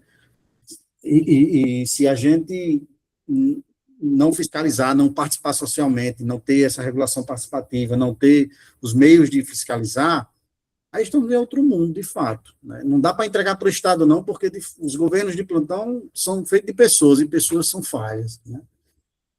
Totalmente de acordo, queria só acrescentar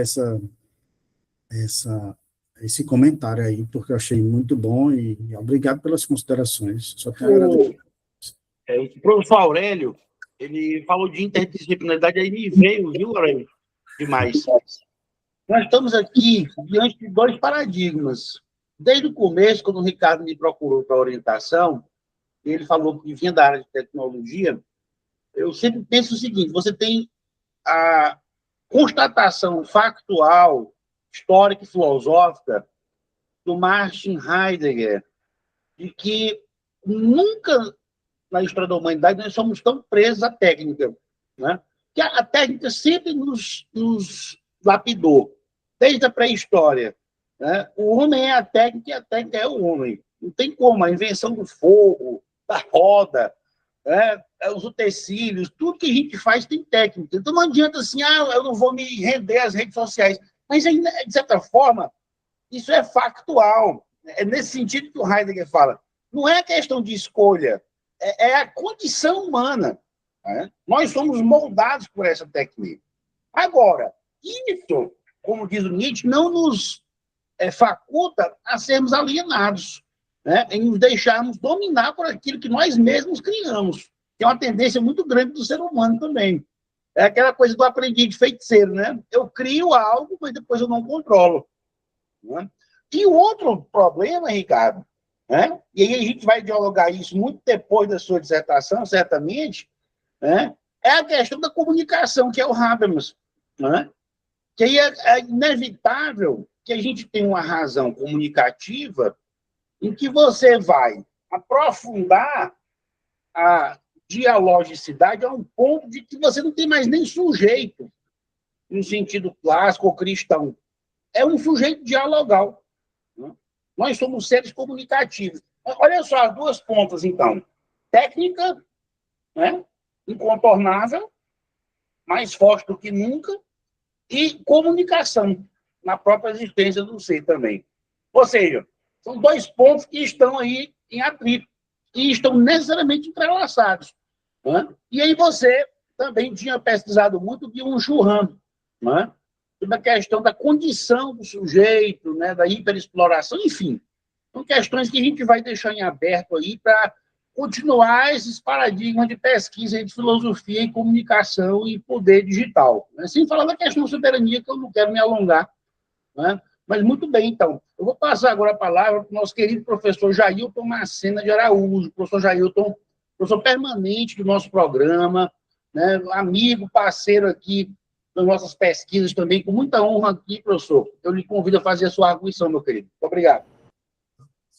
Eu que agradeço, Nilton, o convite aqui seu e de Ricardo de participar desse momento tão importante para Ricardo, sei disso.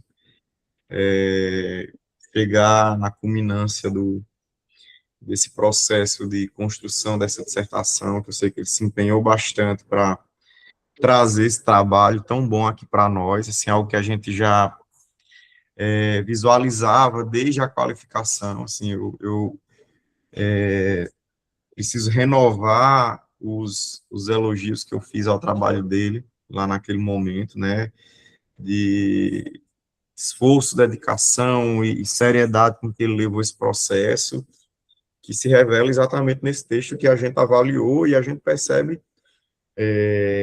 inclusive, como a partir dessa receptividade, né, que os colegas, o professor Aurélio e o professor Fabrício, tiveram em relação ao trabalho, né, assim, aproveito também para cumprimentá-los enquanto faço a minha arguição. Vou tentar ser breve, Ricardo, Newton, porque eu acho que muito daquilo que é importante, né, das contribuições a serem feitas pelo trabalho, eu fiz lá na qualificação. E notei, percebi, obviamente, que Ricardo tomou nota daquelas considerações, trouxe para o texto, repercutiu no material que ele apresenta aqui para nós, né? E também muitas das falas que a gente acaba fazendo, a percepção do olhar dos avaliadores acaba meio que se repetindo. Então, algumas coisas já foram ditas pelos colegas, eu tenho algumas anotações aqui para acrescentar das falas, vou tentar não ser repetitivo, para que a gente possa caminhar bem aqui na arguição. Ricardo, a propósito das considerações, né, que foram feitas lá na qualificação, alguns textos que eu indiquei, pedi para você colocar, eu percebi que você colocou, mas acabou até esquecendo de colocar nas referências. Então, aquele comentário que o professor Fabrício fez, né, de algumas obras que estão no texto e não estão lá, é importante fazer aquela pinçada toda, do início ao fim do texto, avaliando parágrafo a parágrafo, o que é que está, o que é que não está, para recuperar essas referências da maneira mais adequada possível. Gostei bastante, Ricardo, de como você revisou o resumo, ficou realmente bem ajustado à proposta de trabalho, passa bem a perspectiva geral da sua pesquisa enquanto produto de pesquisa. O mesmo falo da introdução, sua introdução ficou muito bem feita, muito bem construída, muito bem amarrada, mostrando bem aquilo que você trabalhou ao longo do trabalho, né, serve realmente de guia, né, um mapa da sua dissertação. Acho que você fez isso de maneira muito bem feita.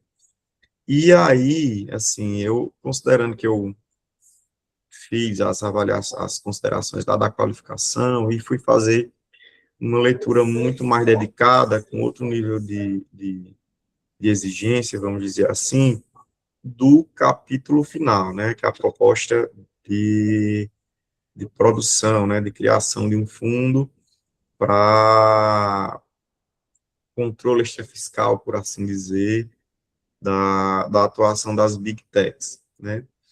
Eu tenho algumas observações, não são muitas, Ricardo, assim, também não se preocupe com isso, mas no sentido de contribuir nesse processo de fortalecimento de alguns argumentos, né, principalmente de retomada de alguns conceitos que você traz ao longo do texto, porque ficou muito a coisa de dois trabalhos, né, a gente tem o trabalho dessa densidade filosófica que você apresentou lá na qualificação, e a gente tem um levantamento dogmático na segunda parte.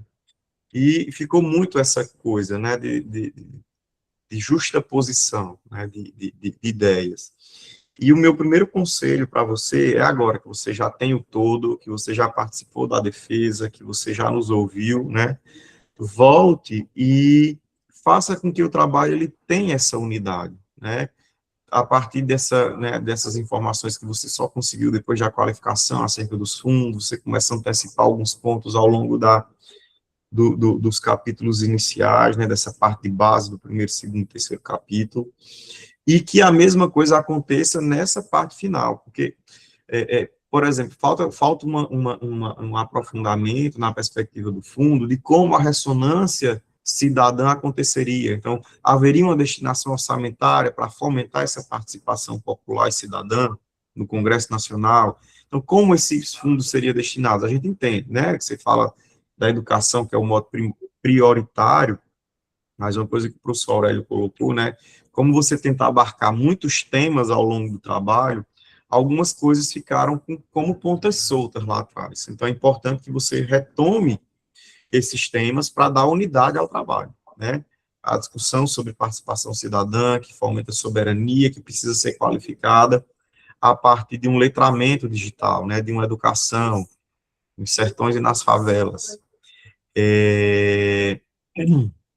Então, eu acho que essa perspectiva de retomar esses temas é essencial.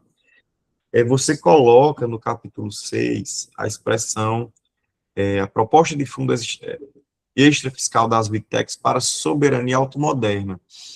E aí, assim, eu tive o cuidado de tentar buscar ao longo do trabalho essa discussão de automodernidade, né, que você explica aqui na nota de rodapé número 21, e ela surge aqui para esse capítulo 6. E eu acho que ela é um tema que faz todo sentido para aquela discussão filosófica que está lá atrás. Então, assim, trazer e apontar lá atrás. E essa nota de rodapé, que está aqui na 21, né, que você diz de quem é cunhada por Bourriot, que essa nota ela venha para o corpo do texto e seja melhor desenvolvida aqui, né? Você dá título ao capítulo e menciona, salvo engano, 3 ou 4 vezes, né? De maneira muito superficial, considerando a qualidade do trabalho que está lá na primeira fase da qualificação e essa perspectiva nova que você traz aqui para amarrar essa discussão sobre modernidade nesse contexto de respeito às raízes e às origens desses dados que são minerados. Eu acho que faz todo sentido você aprofundar um pouquinho mais e trazer essa discussão para o corpo do texto. Deixa eu avançar aqui nas minhas notas. Até fiz um apanhado aqui, lá na página 88, você volta a tratar da automodernidade, e aí nessa correlação com a ideia de Constituição bloqueada, de Berkovitch. Mais adiante, você faz esse levantamento dos PLs, né, de criação dos fundos, e aí lá na página, já avançando aqui um pouquinho mais, a observação aqui da página 88.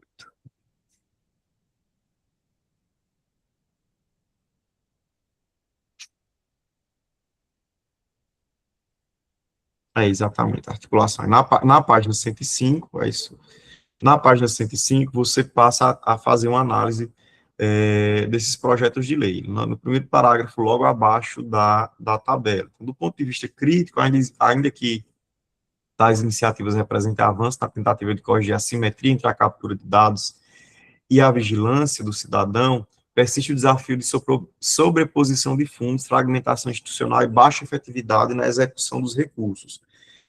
A partir desse mote, eu queria fazer uma pergunta, né, assim, considerando que a gente já tem um histórico de baixa efetividade desses fundos, será que a sugestão da criação de um novo fundo resolveria esse problema de efetividade, ou uma discussão a partir de uma construção, de uma fiscalização, de um controle mais aproximado do Ministério Público, né, já que a gente está falando de recursos públicos ligados à União, da Controladoria Geral da União, de participação soberana do povo, a partir, inclusive, dessa ferramenta de caixa de ressonância que já existe no teu próprio trabalho, não seria suficiente para garantir a efetividade desses fundos, né, e essa destinação orçamentária? Então, pergunta é necessário criar mais um fundo, ou os fundos que existem, se forem eficazes, se passarem por um controle, um exercício de gestão voltado para a eficiência, eles seriam suficientes, né? E aí você coloca alguns problemas em relação à baixa eficiência desses fundos, a falta de priorização do parlamento na efetivação da cidadania, a inação do Congresso Nacional, o próprio lobby das Big Techs, né, que é uma coisa que precisa ser considerada também como fator para a baixa eficiência de algumas ações de gestão e controle da atuação do Estado. Aí, logo depois desse parágrafo, né, você coloca uma crítica. Critica-se aqui pela falta de padronização, né? E aí eu acho que falta também retomar algum desses conceitos, né? A participação social da caixa de ressonância, esse agir comunicativo que deve ser preponderante na atuação e no exercício da atuação dos poderes públicos. Eu acho que seria interessante fazer esse link, né? E aí, assim, já para avançar aqui alguns pontos que eu já coloquei e que já foram tratados, que eu coloquei que foram tratados anteriormente, eu vou passar. No final, você coloca na página 106 um tópico com 2 parágrafos, né? Que aqui dá 4, 6 linhas. Eu acho que esse tópico ele deve ser excluído. Não faz sentido essa criação desse tópico para tratar disso, inclusive porque aparenta que você está terminando a sua dissertação falando de uma outra coisa, falando de um fundo que não é o fundo que você sugere criar, que não é uma discussão sobre participação, sobre fomentar a educação, assim, ficou muito solto, né? Eu acho que até, eventualmente, manter a crítica do modelo de repasse dos fundos, ou então, né, mas fechar essa crítica a partir daquilo que você constrói como sugestão. Porque esse ponto aí, a meu ver, ele tira a continuidade do teu texto, né? O texto ele perde coesão quando você finaliza o trabalho com essa discussão aí, né? Inclusive, pelo tamanho, não faz sentido para mim isso ser uma subseção do capítulo.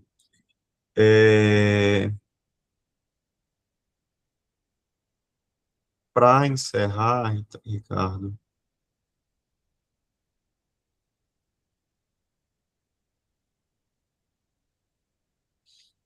né, você lá já no final das suas considerações, você faz um levantamento que eu achei muito focado nessa segunda parte, né, do trabalho.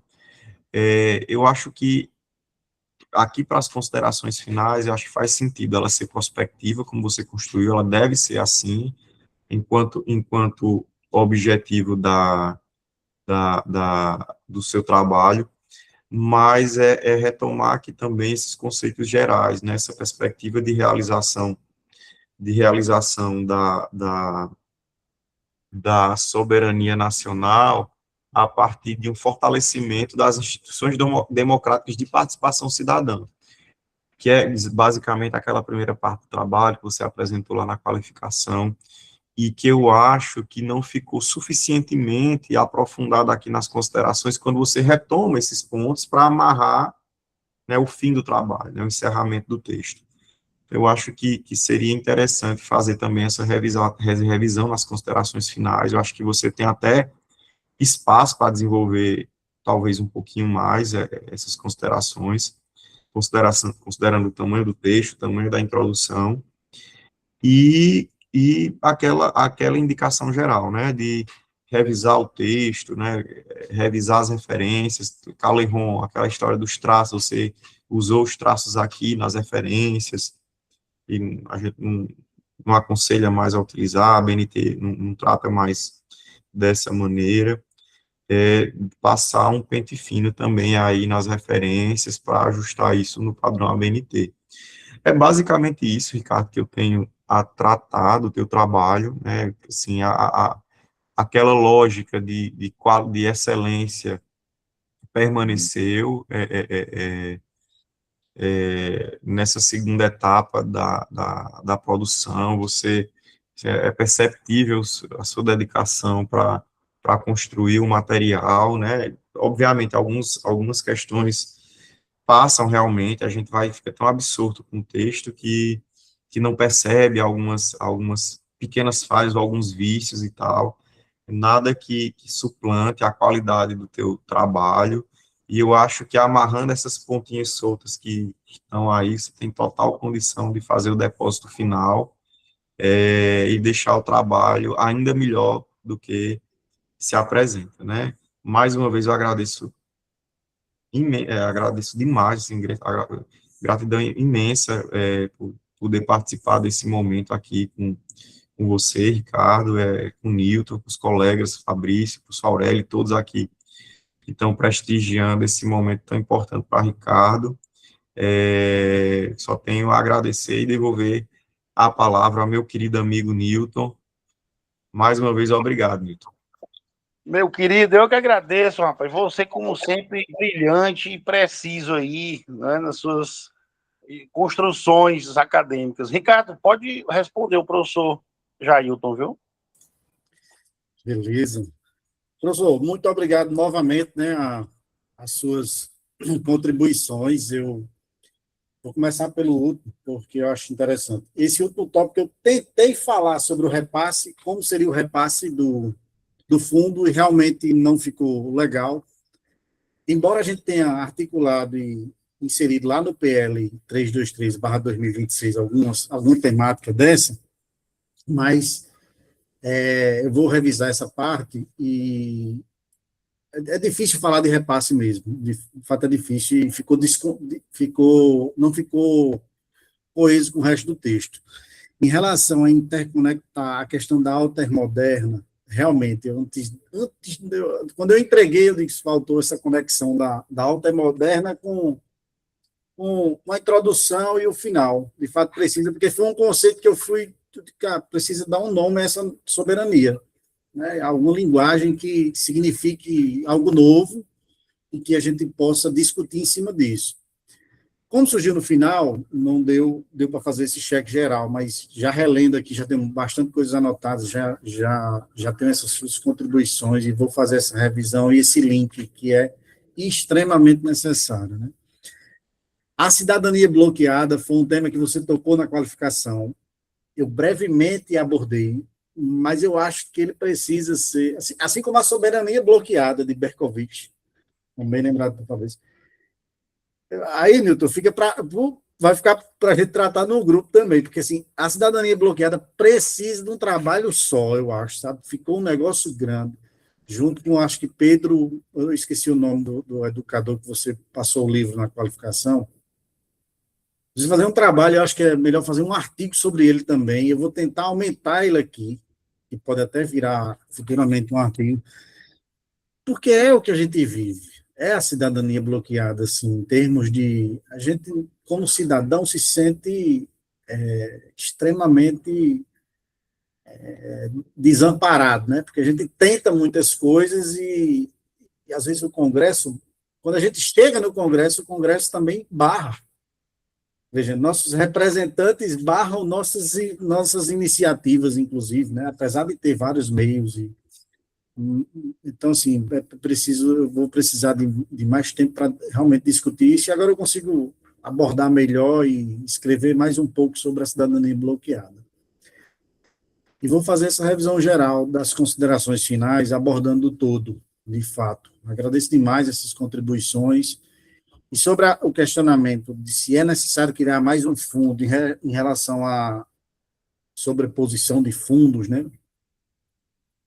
A saída que eu vejo em comentar é que, assim, os outros fundos são para outros setores econômicos, né, como o FNDC de Ciência e Tecnologia, pega da mineração, pega do setor elétrico, pega de vários outros, assim como o FUST pega a arrecadação, obtém a arrecadação do setor de telecomunicações e outros, como quando assim, pega do setor de radiodifusão.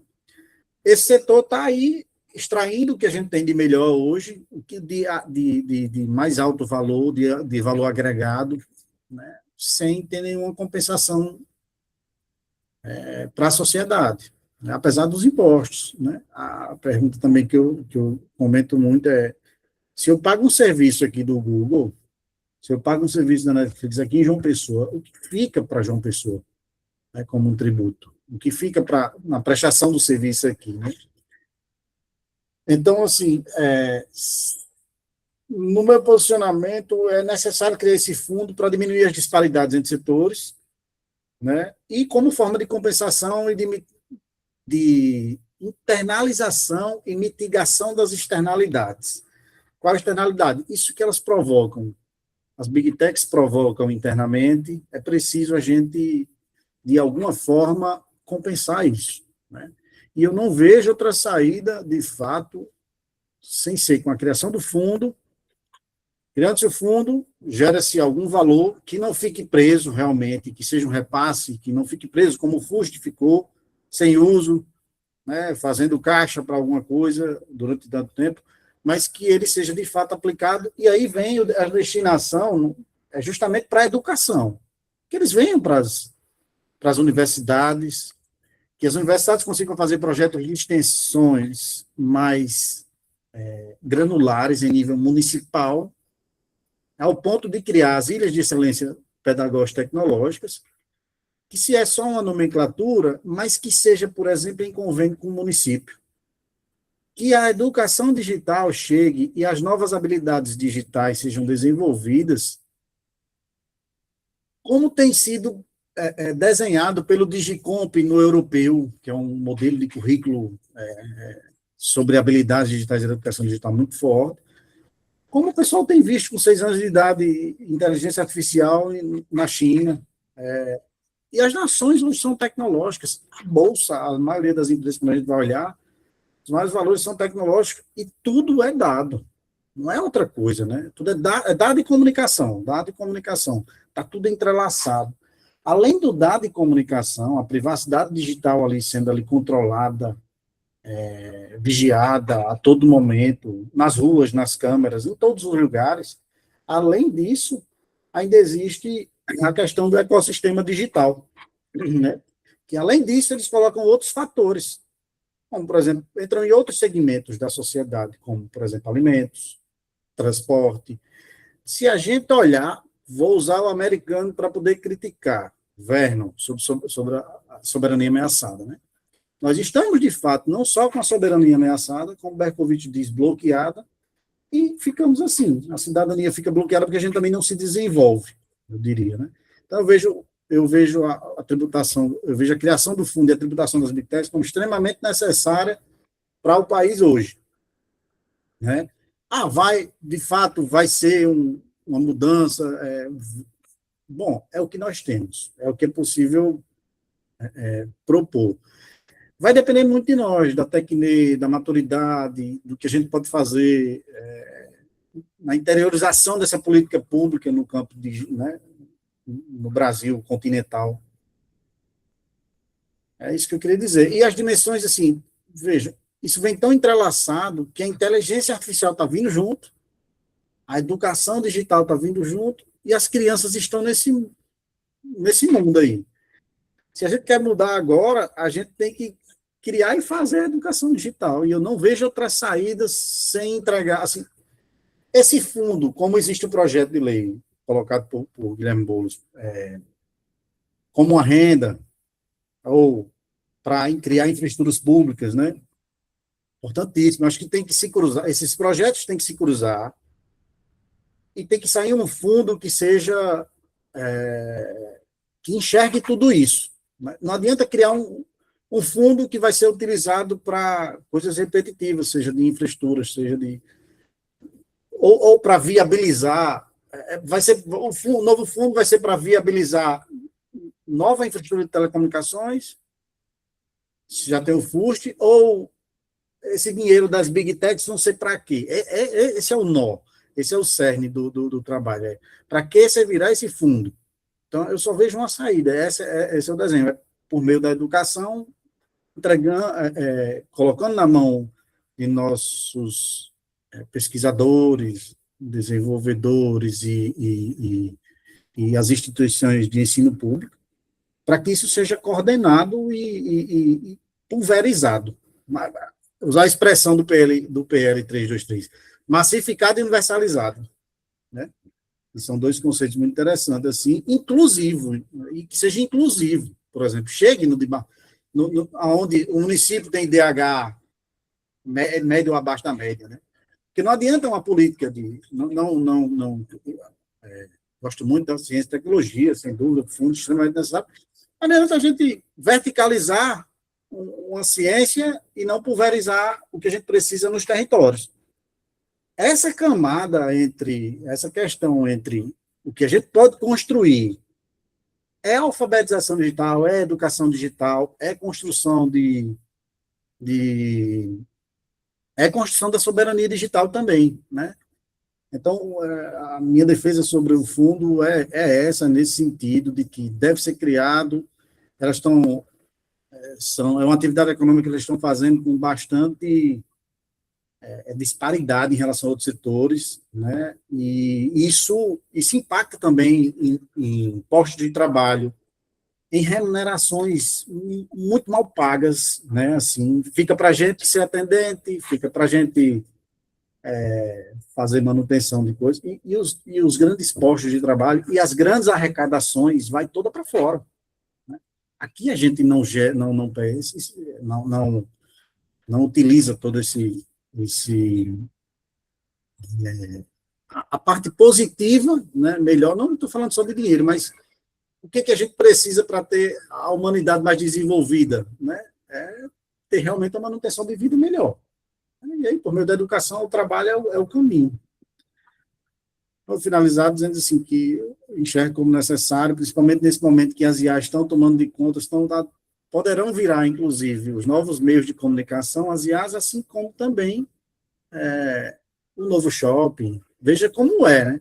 Se os aplicativos de IAs forem os novos shoppings, o que será o shopping físico, os postos de trabalho aqui, né? Veja que é tudo como a gente diz, é o ecossistema que está impactando na economia, na política, na democracia, na cidadania. É isso. Não sei se eu respondi, mas... Tá mudo, professor. Muito bem, Ricardo. Professor Jair, você quer fazer alguma consideração? Não, Nilton, eu me dou por satisfeito com as colocações de Ricardo. Eu acho que é só me colocar à disposição para, né, o que ele precisar de mim, como ele já sabe.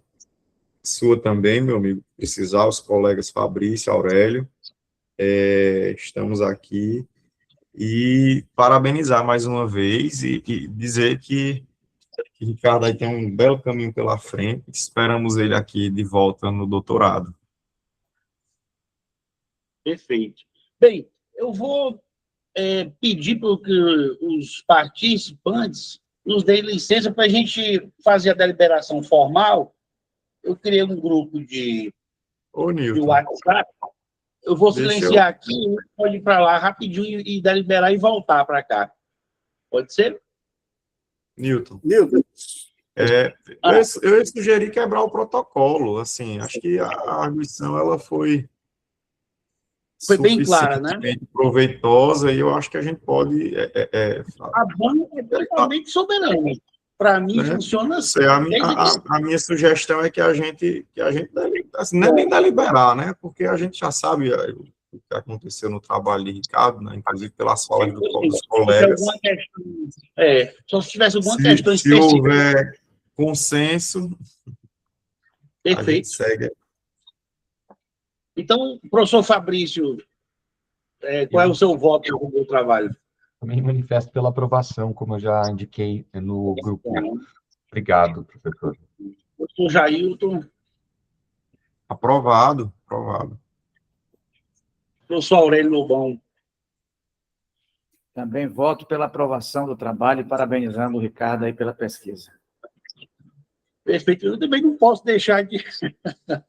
Eu, como orientador, além de aprovar, eu quero dizer para vocês que, assim, olha, é um privilégio e uma honra ter um orientando como o Ricardo. É uma pessoa, assim, que ele é de uma lealdade e de uma prestatividade fora do comum, como poucos. É um amigo que eu conquistei. Acima de tudo. Nem todo mundo fica amigo da gente, mas esse aqui realmente é uma pessoa, quero dizer que fora de série. E é uma pessoa extremamente disciplinada, curioso, ele gosta realmente do tema. Ele não está fazendo isso aqui porque ele quer simplesmente um título, não é nada disso, não. Ele realmente é um apaixonado pela temática. E eu tive muita sorte, assim. É realmente muito bom concluir o trabalho com o Ricardo. Foi uma experiência, assim, uma jornada muito boa, meu amigo. Parabéns aí, viu? E, novamente, agradecer a todos aí pelas brilhantes arguições, a plateia também pela oitiva. Espero encontrá-los em outra oportunidade. Ricardo quiser declarar alguma coisa, seu trabalho está aprovado, né? Parabéns. Bom, muito obrigado aí, professores, muito obrigado por todas as contribuições. Eu tenho dito muito que a academia é uma construção coletiva, né? Então, eu não vejo essa dissertação sem a contribuição de vocês, não vejo, né? Muito, para mim, é muito nítido isso e muito gratificante ter vocês na minha banca, ter você, meu professor orientador, muito obrigado por todos os ensinamentos e por jogar a técnica, né, para desenrolar o fio, como a gente fez uma chargezinha lá, que ficou muito interessante a técnica, veja, quem está aqui também, e obrigado aos amigos que estão aqui também, mas quem está aqui é um professor meu, viu, Milton, da UFRN, Universidade Federal do Rio Grande do Norte, chamado Antônio Campos, que eu conheci em 2000 a 2004, 2000, né? 2001, fui pesquisador junto com ele. Hoje é amigo, professor e companheiro de luta também, então é muito gratificante para mim ter aqui, depois de 20 e poucos anos, meu primeiro orientador na graduação de Engenharia de Computação. E lá a gente fez, para você ver o que é filosofia e o que é técnica, né? Lá a gente construiu um modem para se comunicar via rede elétrica. Era Tecne, mas eu não sabia o que filosoficamente era Tecne. Então, eu passei pela graduação, eu sabia que ele ia comentar, só perdoa quando fizer mestrado, né? Em telecomunicações, porque ele quer que eu vá para lá, professor. A gente construiu o modem em si, mas até que nem em termos filosóficos, eu vim aprender aqui, depois desses 20 e poucos anos. Passei pela engenharia, passei pelo direito, e caí na sua mão. E você sabe muito mais da história sobre filosofia, que eu já te contei, né? Então, é muito interessante, assim, a forma que a gente vai galgando conhecimento e na verdade, é uma escadinha, né, que a gente vai construindo e no fim, a gente não sabe muita coisa. E esse mistério, como diz Heidegger, é o develar, né? É o desvelar, né? É o desencobrimento, né, professor? Embora Platão fale sobre o espanto do conhecimento. Então, estamos aqui, estamos nesse espanto do conhecimento e eu só tenho a agradecer mesmo. Assim, a academia, para mim, é esse oxigênio que a gente precisa a todo momento. Muito obrigado e dedico esse trabalho a todos os professores que fizeram parte da minha vida. Declarado encerrada a sessão. Muito obrigado a todos. Um abraço. Parabéns, Ricardo. Um abraço. Parabéns, Ricardo. Parabéns, Ricardo. Obrigado, Até professor. logo. Parabéns, Ricardo. Obrigado, professor Newton, Jailton, Aurélio. Igualmente, professor Fabrício. Muito Parabéns. Até mais, meus amigos. Abraços. Um abraço, professor Nilton, professor Fabrício, professor Jailton.